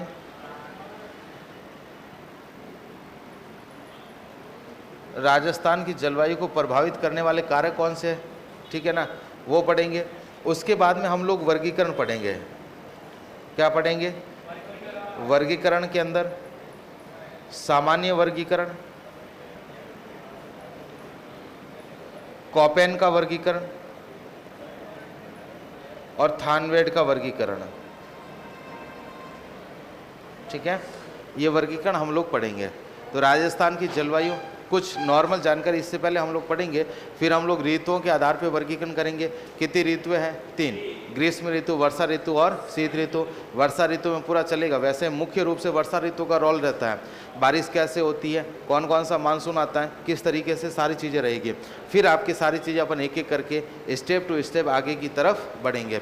अभी थोड़ा सा लिखो, फिर अपन आगे बढ़ते हैं। लिखो, राजस्थान का अधिकांश भाग, राजस्थान का अधिकांश भाग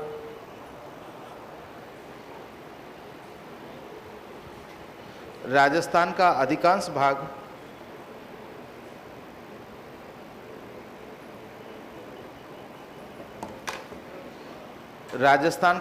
भाग शीतोष्ण या उपोष्ण कटिबंध में स्थित है। राजस्थान का अधिकांश भाग शीतोष्ण या उपोष्ण कटिबंध में स्थित है।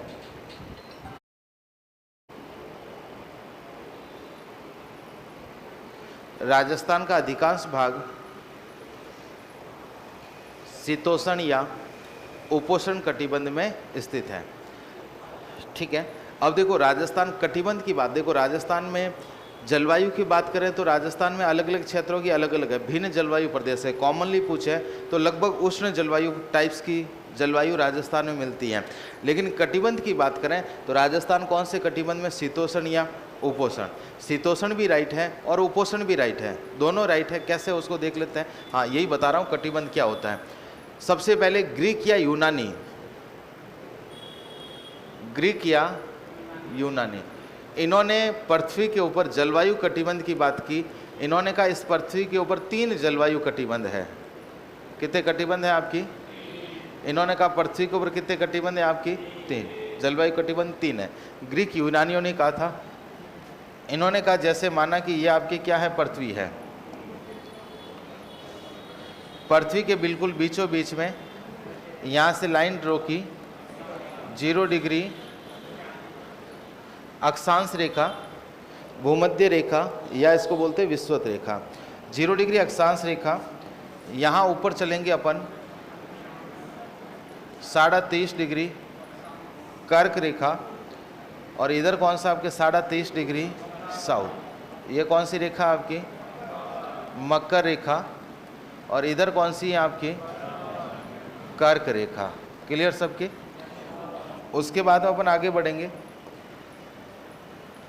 यहाँ आपके 67.5 डिग्री नॉर्थ, और इधर अपने 67.5 डिग्री साउथ, ऊपर है 90 डिग्री नॉर्थ, और इधर वापस 90 डिग्री साउथ। ये तो है आपकी उत्तरी ध्रुव, और इधर कौन सा आपकी दक्षिणी ध्रुव। क्लियर सबके। इन्होंने कहा पृथ्वी का ये वाला जो क्षेत्र है 23.5 डिग्री कर्क रेखा से लगाकर वापस पूरा मकर रेखा तक, ये पूरा क्षेत्र 23.5 डिग्री कर्क रेखा से लगाकर मकर रेखा के बीच का जो क्षेत्र है, यहाँ पर आपके सूर्य का सीधापन होगा।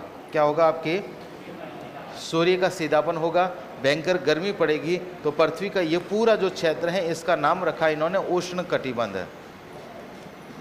कौन सा कटिबंध होगा? आपकी कर्क रेखा से मकर रेखा के बीच का जो पूरा क्षेत्र, ये पूरा का पूरा कौन सा आपकी उष्ण कटिबंध है। उसके बाद में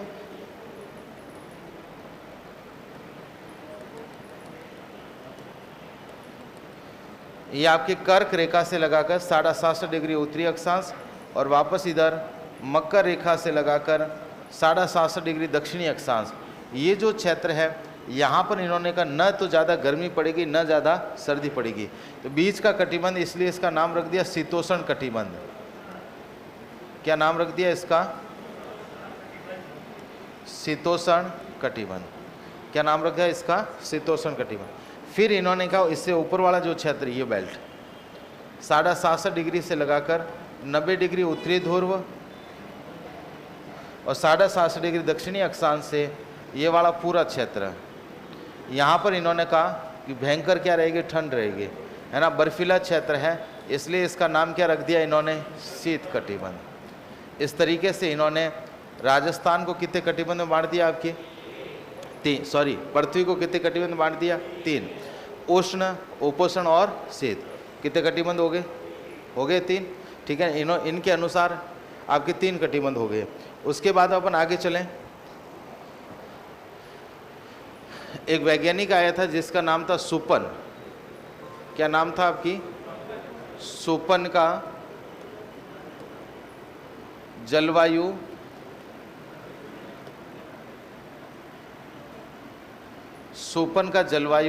कटिबंध। सुपन ने कहा था इस पृथ्वी पर 3 कटिबंध नहीं है, पृथ्वी पर कितने कटिबंध है? इसने इस पृथ्वी को कितने कटिबंध बांट दिया? आपके 4। इन्होंने कहा जैसे माना कि ये आपकी पृथ्वी है, ठीक है, पृथ्वी है, पृथ्वी के बिल्कुल बीचों बीच में से यहाँ से कौन सी लाइन है आपकी? 0 डिग्री अक्षांश रेखा, इधर चलेंगे 23.5 डिग्री कर्क रेखा, इधर चलेंगे 23.5 डिग्री मकर रेखा, और ऊपर चलें 67 डिग्री नॉर्थ, और इधर आपके 67 डिग्री साउथ। अरे एक मिनट,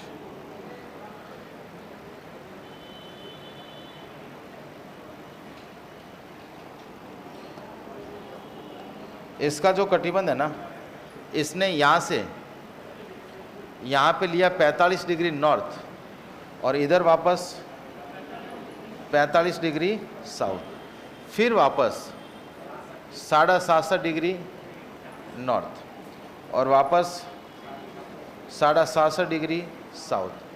ऊपर है 90 डिग्री नॉर्थ, 90 डिग्री साउथ। ठीक है, अब देखो इन्होंने सेम कंडीशन कर्क रेखा से लगाकर मकर रेखा के बीच का क्षेत्र, सूर्य का सीधापन, भयंकर रहेगी आपकी गर्मी, इसलिए इस क्षेत्र का नाम क्या रखा आपकी? क्या नाम रखा इसका? उष्ण कटिबंध। क्या नाम रखा इसका? कर्क रेखा से मकर, उन्होंने भी उष्ण कहा था, सोपन ने भी कहा इस क्षेत्र में भयंकर गर्मी पड़ेगी, ये उष्ण कटिबंध होगा। फिर इन्होंने कहा ये वाला जो क्षेत्र है, जो शीतोष्ण कटिबंध का क्षेत्र है, उत्तरी गोलार्ध में शीतोष्ण कटिबंध का दक्षिणी भाग यानी कर्क रेखा से लगाकर 45 डिग्री नॉर्थ तक, और दक्षिणी गोलार्ध में शीतोष्ण कटिबंध का उत्तरी भाग यानी कि मकर रेखा से 45 डिग्री साउथ तक। यहाँ पर आपकी ठंड तो है लेकिन कम है ना।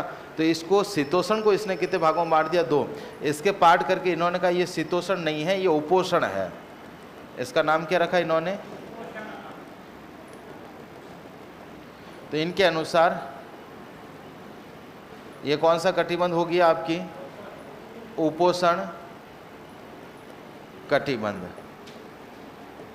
कौन सा कटिबंध होगी आपकी? उपोष्ण। फिर इन्होंने कहा 45 डिग्री से ऊपर वाला ये वाला क्षेत्र, वापस ये वाला क्षेत्र, ये जो कटिबंध है इसका नाम है शीतोष्ण। शीतोष्ण कटिबंध। क्लियर सबके? फिर इन्होंने कहा ऊपर वाला वापस क्षेत्र 67.5 डिग्री से 90 डिग्री उत्तरी ध्रुव, और इधर वापस दक्षिणी ध्रुव। ये कौन सा कटिबंध है आपकी? शीत कटिबंध। ठीक है। तो सोपर ने इस पृथ्वी को कितने कटिबंध में बांट दिया? 4। ग्रीक यूनानियों ने कहा था कितने कटिबंध है? 3। अब देखना, अपन बात करें, यहाँ से रेखा गुजरती है, जैसे माना कि 23.5 डिग्री कर्क रेखा। कौन सी रेखा आपकी? 23.5 डिग्री कर्क रेखा। कर्क रेखा के जस्ट नीचे वाला जो भाग है ना, ये कौन सा कटिबंध है आपकी? उष्ण है। चाहे आप सोपन में जाओ, चाहे अपने ग्रीक यूनानी वाला कटिबंध हो, उनके दोनों के अनुसार कर्क रेखा से नीचे वाला कौन सा आपकी? उष्ण कटिबंध है। कर्क रेखा से जस्ट ऊपर जाएंगे तो उनके अनुसार तो कौन सा था? शीतोष्ण। ग्रीक यूनानियों के अनुसार कौन सा कटिबंध है? शीतोष्ण कटिबंध है। कर्क रेखा से ऊपर कौन सा? शीतोष्ण कटिबंध है। अपने तो राजस्थान 30 डिग्री पे खत्म हो जाता है, ये तो बात 67.5 डिग्री की कर रहा है। अब राजस्थान के संदर्भ में देखें तो अपने तो यहाँ बीच में आएगा लगभग 30 डिग्री, तो अपने शीतोष्ण में। फिर इनके अनुसार देखें 45 डिग्री तक पूरा कौन सा है? उपोष्ण। और राजस्थान कहाँ पे खत्म हो जाता है? 30 डिग्री पर राजस्थान क्या हो जाता है आपकी? खत्म। अर्थात हमारे सोपन के अनुसार कौन सा कटिबंध आएगा? दोनों ही राइट है। आजकल ज़्यादातर मार्केट की किताबों में ये लिखा हुआ मिलता है, लेकिन कहीं कहीं यह भी लिखा हुआ मिलता है ना। तो ऐसा मत करना कि ये लिखा हुआ जो खोटा है, हमारे उपोष्ण वाला राइट है, क्योंकि गाइडों में हम लोग क्या हो जाता है आपके कन्फ्यूज़न, है ना। कोई वर्गीकरण सोपन का उठाता है, कोई आपकी ग्रीक या यूनानियों का कटिबंध उठाते हैं। बात आगे समझ में? दोनों ही वैलिड हैं, अनवैलिड एक भी नहीं है। कैसे नहीं आएंगे भाई? इतना लोड मत ले, मतलब इतना खोल के बताया, इसका मीनिंग ये है कि सर दोनों आगे तो है। फिर ऑप्शन में तीसरा आएगा अ व ब दोनों। ठीक है। हाँ, मैं कह रहा हूं दोनों ही मान्य है, दो ही वैलिड है। ठीक है, लिख लो इसको। पहले ग्रीक यूनानियों वाले ये कटिबंध लिखो।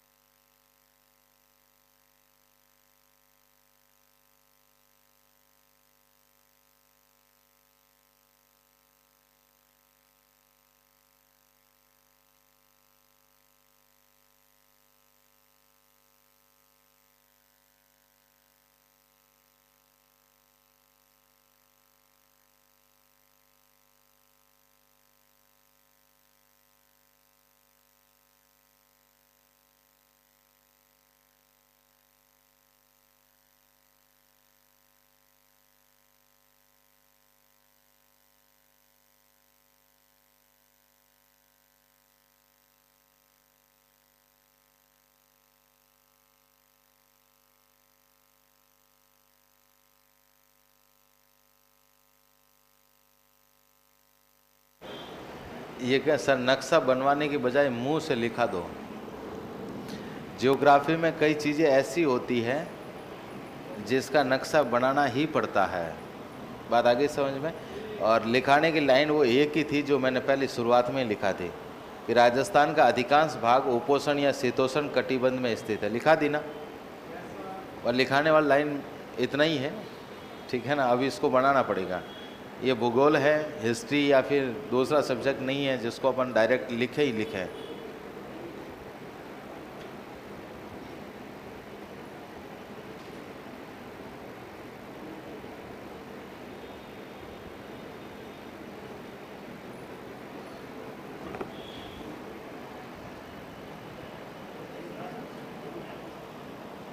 लिखने देना।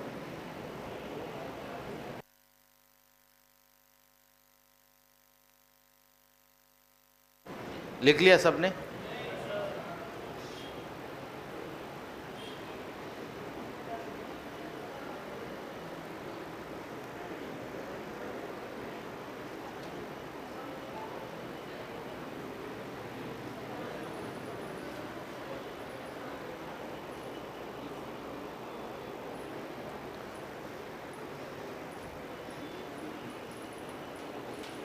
हो गया सबके? कौन कौन लिख रहे हैं अभी तक?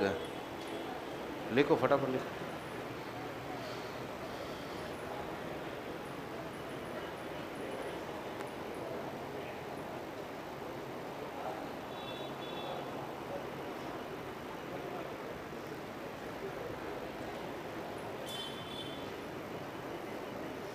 हो गया?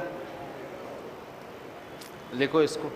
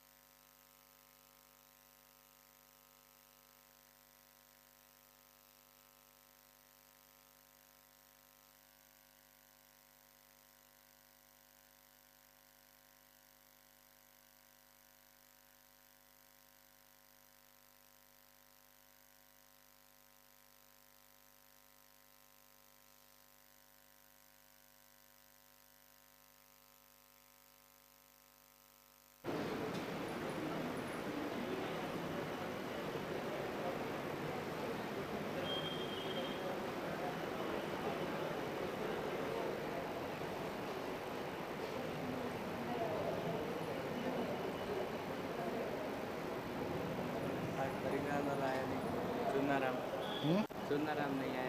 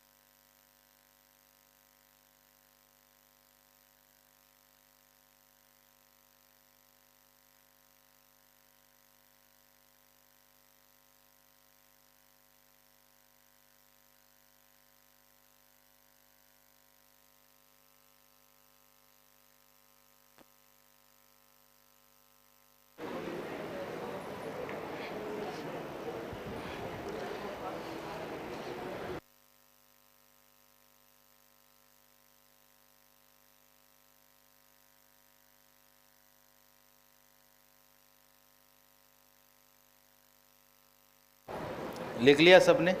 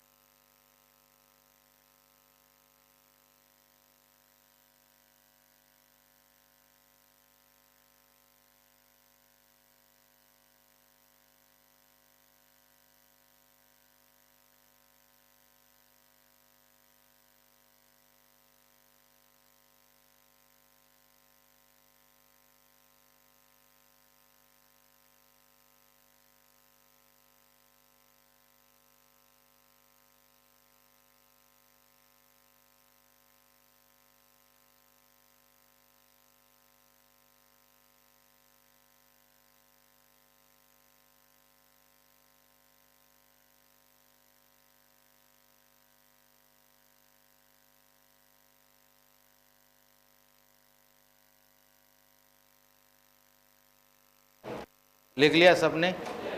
नेक्स्ट आगे लिखो।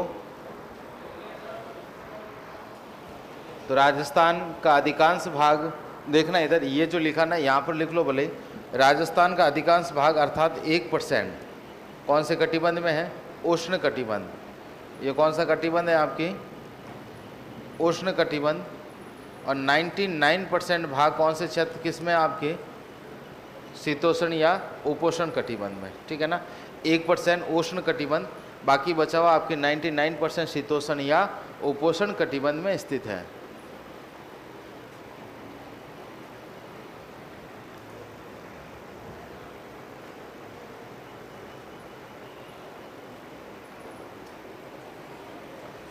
लिख लिया सबने? नेक्स्ट आगे लिखो। लिखो ऋतुओं के आधार पर, ऋतुओं के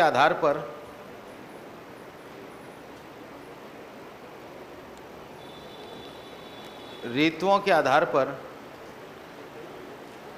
राजस्थान की जलवायु को, ऋतुओं के आधार पर राजस्थान की जलवायु को 3 भागों में बांटा गया है। ऋतुओं के आधार पर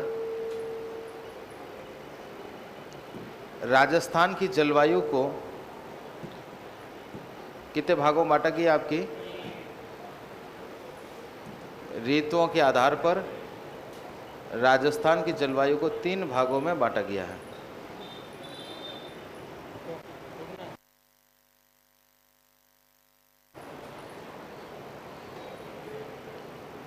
वापस पीछे।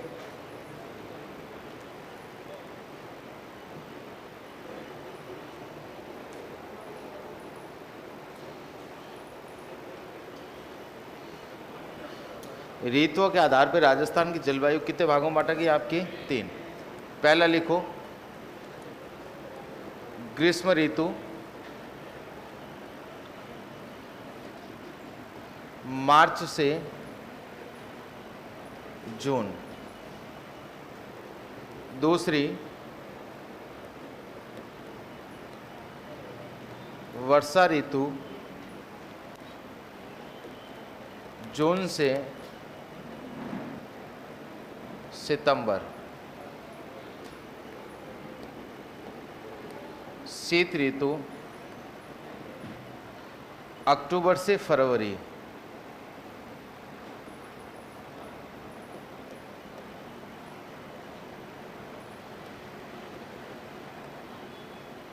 अक्टूबर से कहाँ है आपकी? फरवरी। ये जो शीत ऋतु है, मौसम विभाग भारत सरकार ने इसको 2 भागों में वैसे डिवाइडेशन किया है। एक है इसका मानसून प्रत्यावर्तन काल। कौन सा काल है आपकी? मानसून प्रत्यावर्तन काल। वो है आपकी अक्टूबर एंड नवंबर। लौटता हुआ मानसून।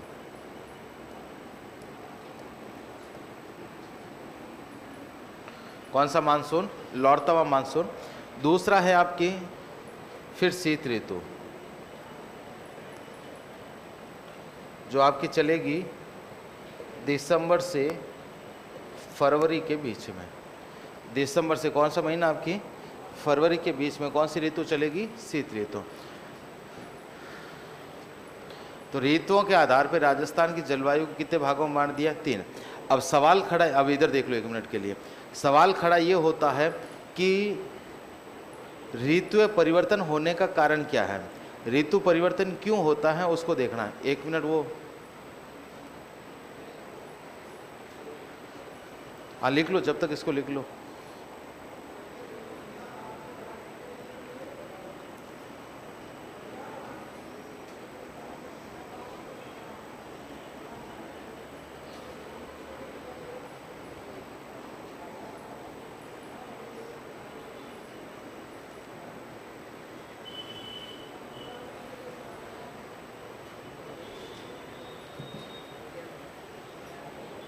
ऋतु परिवर्तन होने का मुख्य कारण है पृथ्वी का परिक्रमण।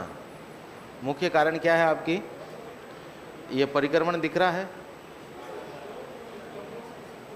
दिख रहा है?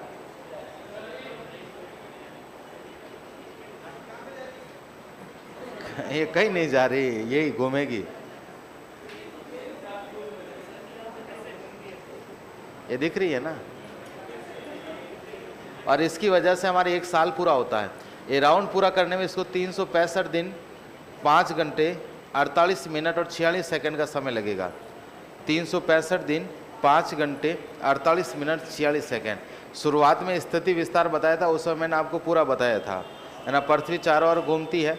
कर्क रेखा पर सूर्य का सीधापन कब होता है, भूमध्य रेखा पर कब होता है, और मकर रेखा के ऊपर कब होता है, बताया था ना मैंने, है ना। तो ये जो पृथ्वी का परिक्रमण हो रहा है, ये 1 राउंड पृथ्वी ऐसे पूरा करती है। और ध्यान रखना, पृथ्वी जो सूर्य के चारों ओर घूम रही है, पृथ्वी सूर्य के चारों ओर घूम रही है ना, वो इसी दिशा में। ऐसा नहीं कि आप इसको इधर ऐसे घुमा दो, है ना, कि इसको घुमाना है, किधर से घुमाओ, चाहे इधर घुमाओ चाहे इधर, किधर से घूमेगी आपकी, ऐसे। ये एंटी क्लॉकवाइज, कौन सी दिशा में घूमती है? क्लॉकवाइज तो ऐसे होता है, एंटी क्लॉकवाइज हिंदी में बोलते हैं वामावर्त। कौन सी दिशा घूमती है आपके? ये वामावर्त, एंटी क्लॉकवाइज। और इसकी वजह से हमारे 1 साल का निर्माण होता है। सूर्य का सीधापन, और साथ साथ में ध्यान रखना, ये पृथ्वी ऐसे घूम रही है ना, ये घूमते घूमते देखना अपने अक्ष पे जो झुकाव है 23.5 डिग्री का, वो लगातार झुकाव बना रहेगा। इस ठीक है ना, लगातार झुकाव क्या रहेगा आपके, ठीक है ना। ऐसे झुकी हुई, वो झुकी हुई ऐसे घूम रही है, ठीक है ना। उसकी वजह से सूर्य का सीधापन कर्क रेखा, भूमध्य रेखा और मकर रेखा पर पड़ता है, ठीक है ना। चलो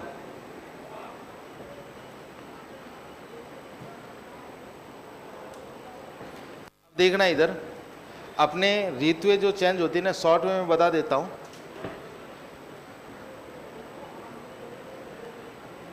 ऋतु परिवर्तन, और ऋतु परिवर्तन होने का बड़ा कारण क्या है आपके? पृथ्वी का परिक्रमण।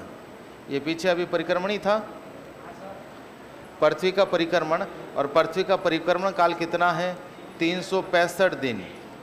कितने दिन आपकी? 365 दिन 5 घंटे 48 मिनट और 46 सेकंड। इतने समय पृथ्वी क्या करती है?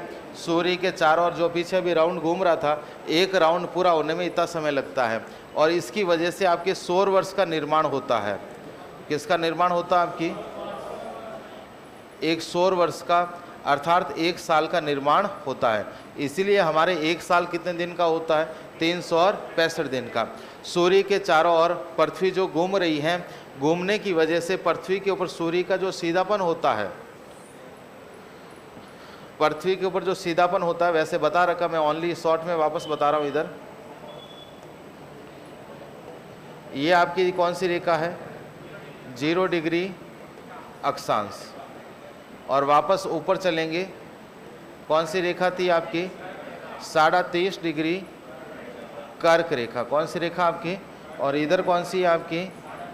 23.5 डिग्री मकर रेखा, ठीक है ना। 23.5 डिग्री कर्क रेखा के ऊपर सूर्य का सीधापन होता है। इस दिन डेट क्या होती है? 21 जून को सूर्य का सीधापन कहाँ होता है? कर्क रेखा पर। फिर 23 सितंबर को सूर्य का सीधापन कहाँ जाता है? भूमध्य रेखा पर। फिर 22 दिसंबर को कहाँ चला जाता है? मकर रेखा पर। और वापस 21 मार्च को कहाँ रहता है आपकी? यहाँ पर। सूर्य का सीधापन इसी के बीच में घूमेगा, क्योंकि पृथ्वी अपने अक्ष पे कितने डिग्री झुकी है? 23.5 डिग्री। जितनी झुकी है वहाँ तक क्या रहेगा? सूर्य का सीधापन। ये चीज़ बता रखी है, मैंने पूरा घुमा के बता रखा है ना। तो जिस समय सूर्य का, अपने यहाँ पर अपन बात करें ऋतु परिवर्तन की, ग्रीष्म ऋतु का प्रारंभ कब होता है हमारे यहाँ पर? ये सीधा सा बिंदु है। अपन शुरुआत करेंगे ग्रीष्म ऋतु, वर्षा ऋतु और शीत ऋतु। राजस्थान में गर्मियों का दौर, जैसे ही सूर्य का सीधापन 0 डिग्री अक्षांश पे चमकेगा भूमध्य रेखा, भूमध्य रेखा के बाद में सूर्य का उत्तरायण होगा, यानी उत्तरी गोलार्ध में सूर्य सीधा चमकना शुरू होगा। जैसे जैसे सूर्य का उत्तरायण होगा, वैसे वैसे हमारे यहाँ पर गर्मी पड़ना शुरू हो जाएगी। और जून तक आते आते ग्रीष्म ऋतु हमारे यहाँ पर चरम सीमा पर होती है। कारण इसका, क्योंकि 21 जून को सूर्य जो है कर्क रेखा पर सीधा या लंबवत चमकता है। बात करें मकर रेखा या फिर शीत ऋतु की, जैसे ही वापस 23 सितंबर 23 सितंबर के बाद में क्या होता है, सूर्य का दक्षिणायन होता है। इधर तो सूर्य का दक्षिणायन होता है और बीच में वर्षा ऋतु का समापन। वर्षा ऋतु का लास्ट समय है सितंबर का लास्ट वीक, अभी लास्ट समय चल रहा है वर्षा ऋतु का, ठीक है ना। वर्षा ऋतु का लास्ट समय, और लास्ट समय के बाद में जैसे ही सूर्य का दक्षिणायन होता है, सूर्य दक्षिणी गोलार्ध में सीधा चमकता है, इस क्षेत्र में गर्मी पड़ती है, तो इस क्षेत्र में वापस ठंड पड़ना शुरू हो जाएगी। अर्थात हमारे यहाँ पर सूर्य के दक्षिणायन के साथ सितंबर के बाद अक्टूबर से कौन सी ऋतु शुरू हो जाएगी, आपकी शीत ऋतु, जो लगभग आपकी कहाँ तक चलेगी, फरवरी तक, ठीक है ना। तो ये आपकी क्या है, ऋतु परिवर्तन का कारण। अपन को पूछ लेना बाकी सारा मैंने घुमा के बता रखा है ना, इतना सा लिख लो। ऋतु परिवर्तन का कारण क्या है, पृथ्वी का परिक्रमण काल कितना, 365 दिन 5 घंटे 48 मिनट 46 सेकेंड। और इससे किसका निर्माण होता है, 1 साल का निर्माण। और परिक्रमण कैसे होता है पीछे अभी बताया है, ठीक है। और उसको थोड़ा सा लिख लो, फिर ग्रीष्म ऋतु की तरफ हम लोग आगे बढ़ेंगे।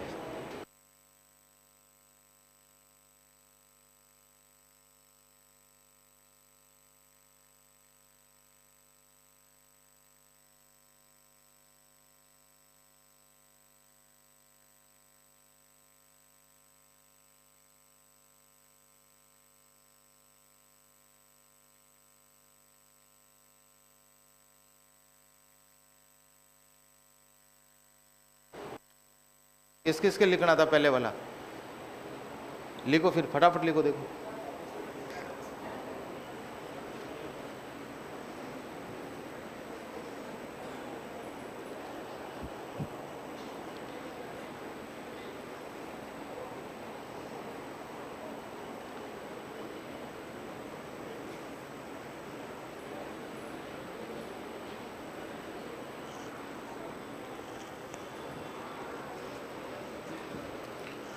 हो गया अभी सबकी, अब तो हो गया ना इधर। अब इसको भी लिख लो फटाफट।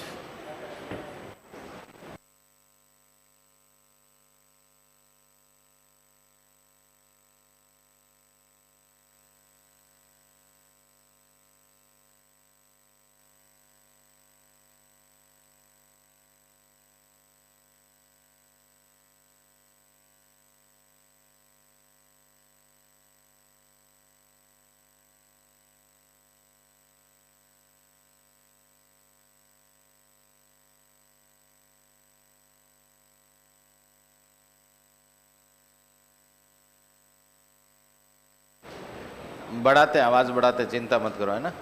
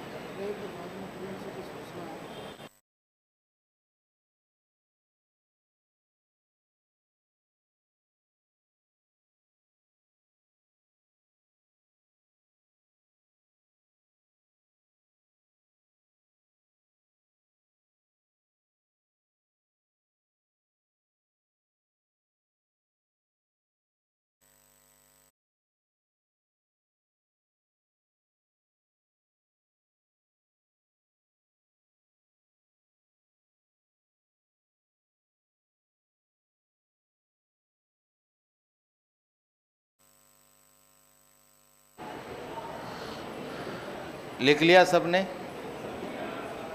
अब देखो इधर, अपने कौन सी ऋतु चल रही है, ग्रीष्म ऋतु, सॉरी राजस्थान के जलवायु की शुरुआत, अब ग्रीष्म ऋतु हम लोग शुरुआत करेंगे। अभी है नेक्स्ट हेडिंग डालो, लिखो ग्रीष्म ऋतु। ग्रीष्म ऋतु, ग्रीष्म ऋतु। जलवायु में यहां तक डाउट किसी को? क्लियर है ना यहां तक? अभी तो सिंपल ही है, एक तो कटिबंध देखा और दूसरे ऋतुओं का डिवाइडेशन हुआ। ऋतुएं कितनी अपने हमारे यहाँ पे? 3। पहले सबसे पहली ऋतु लिखो ग्रीष्म ऋतु। कौन सी ऋतु अपने?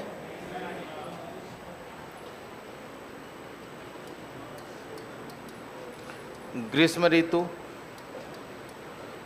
कौन सा महीना आपकी?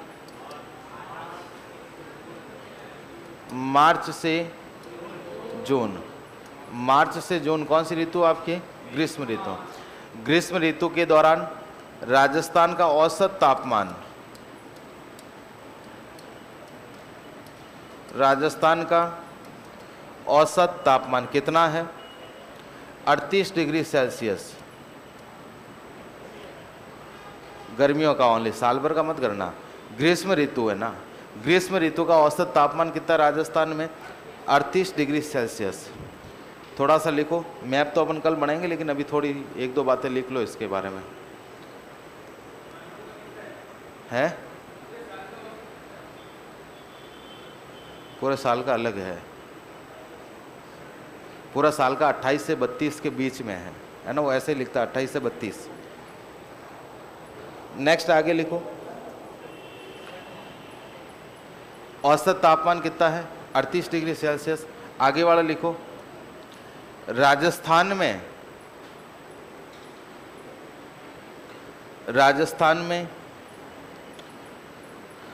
ग्रीष्म ऋतु का प्रारंभ, राजस्थान में ग्रीष्म ऋतु का प्रारंभ सूर्य के उत्तरायण के साथ, राजस्थान में ग्रीष्म ऋतु का प्रारंभ सूर्य के उत्तरायण के साथ मार्च से प्रारंभ होता है। ग्रीष्म ऋतु का प्रारंभ सूर्य के उत्तरायण के साथ मार्च से प्रारंभ होता है। सूर्य के उत्तरायण के साथ मार्च से प्रारंभ होता है। जून तक आते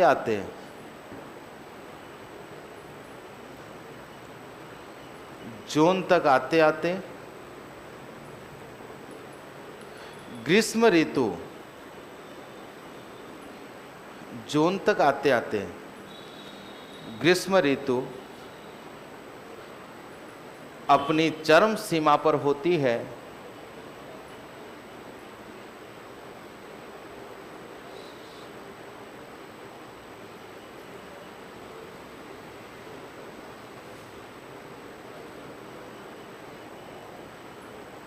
जून तक आते आते ग्रीष्म ऋतु अपनी चरम सीमा पर होती है, क्योंकि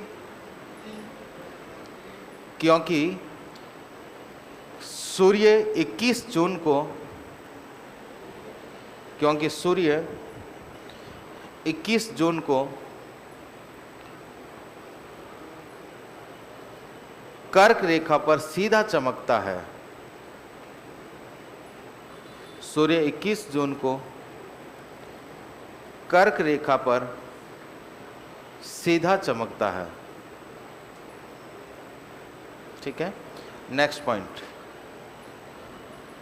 पश्चिम मरुस्थलीय क्षेत्र।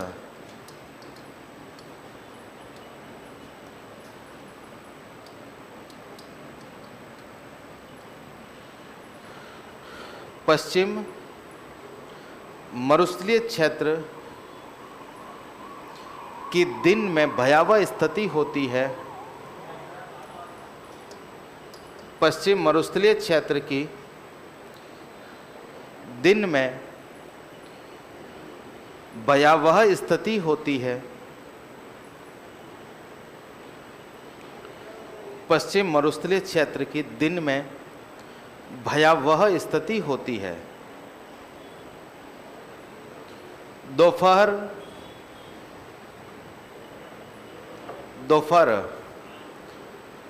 12 बजे तक का तापमान, दोपहर 12 बजे तक का तापमान, दोपहर 12 बजे तक का तापमान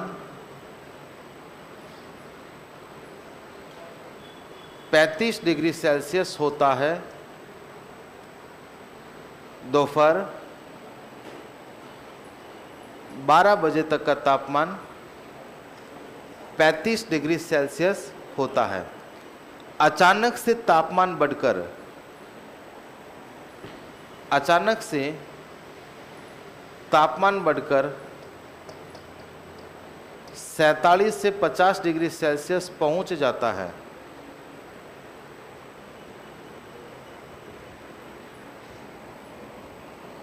अचानक से तापमान कितना पहुंच जाता है आपकी?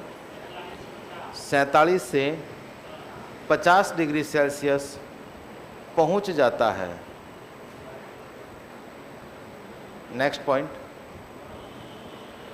उच्च तापमान के कारण, उच्च तापमान के कारण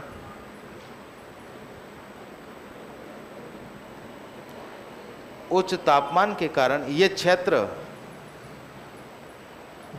उच्च तापमान के कारण ये क्षेत्र निम्न दाब में बदल जाता है।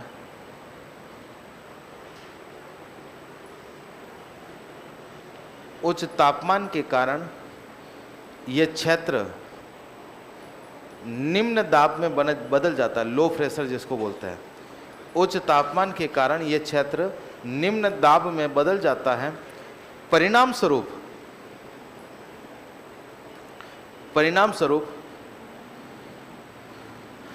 दक्षिण पश्चिम पवनें, परिणाम स्वरूप दक्षिण पश्चिम पवनें, परिणाम स्वरूप दक्षिण पश्चिम पवनें निम्न दाब के केंद्र को भरने के लिए, निम्न दाब के केंद्र को भरने के लिए, निम्न दाब के केंद्र को भरने के लिए तेज गति से आगे बढ़ती है। निम्न दाब के केंद्र को भरने के लिए तेज गति से आगे बढ़ती है। ठीक है, चलो, ये मेरे ख्याल से समझ में तो नहीं आया होगा, है ना? ग्रीष्म ऋतु, और आवाज़ नहीं, ग्रीष्म ऋतु का यहाँ तक समझ में आ गया ना, औसत तापमान। इससे आगे कल आते ही पहले प्रैक्टिकल समझेंगे। राजस्थान के अंदर किस क्षेत्र का तापमान कितना रहता है, राजस्थान के किस क्षेत्र में आपके लो प्रेशर किसकी वजह से होता है, गर्म होने का कारण क्या है, ये तमाम जानकारी अपन देखेंगे ग्रीष्म ऋतु। ये समय का अभाव था, उसकी वजह से हम लोगों ने पहले 1-2 बिंदु थ्योरी के लिख लिए। अभी 4:10 तक वापस यहाँ पहुँच जाना है, परवीन सर की सूचना है ना? 4:10 के अंदर फटाफट ब्रेक लेके वापस क्लास के अंदर पहुँच जाना। ठीक है, धन्यवाद।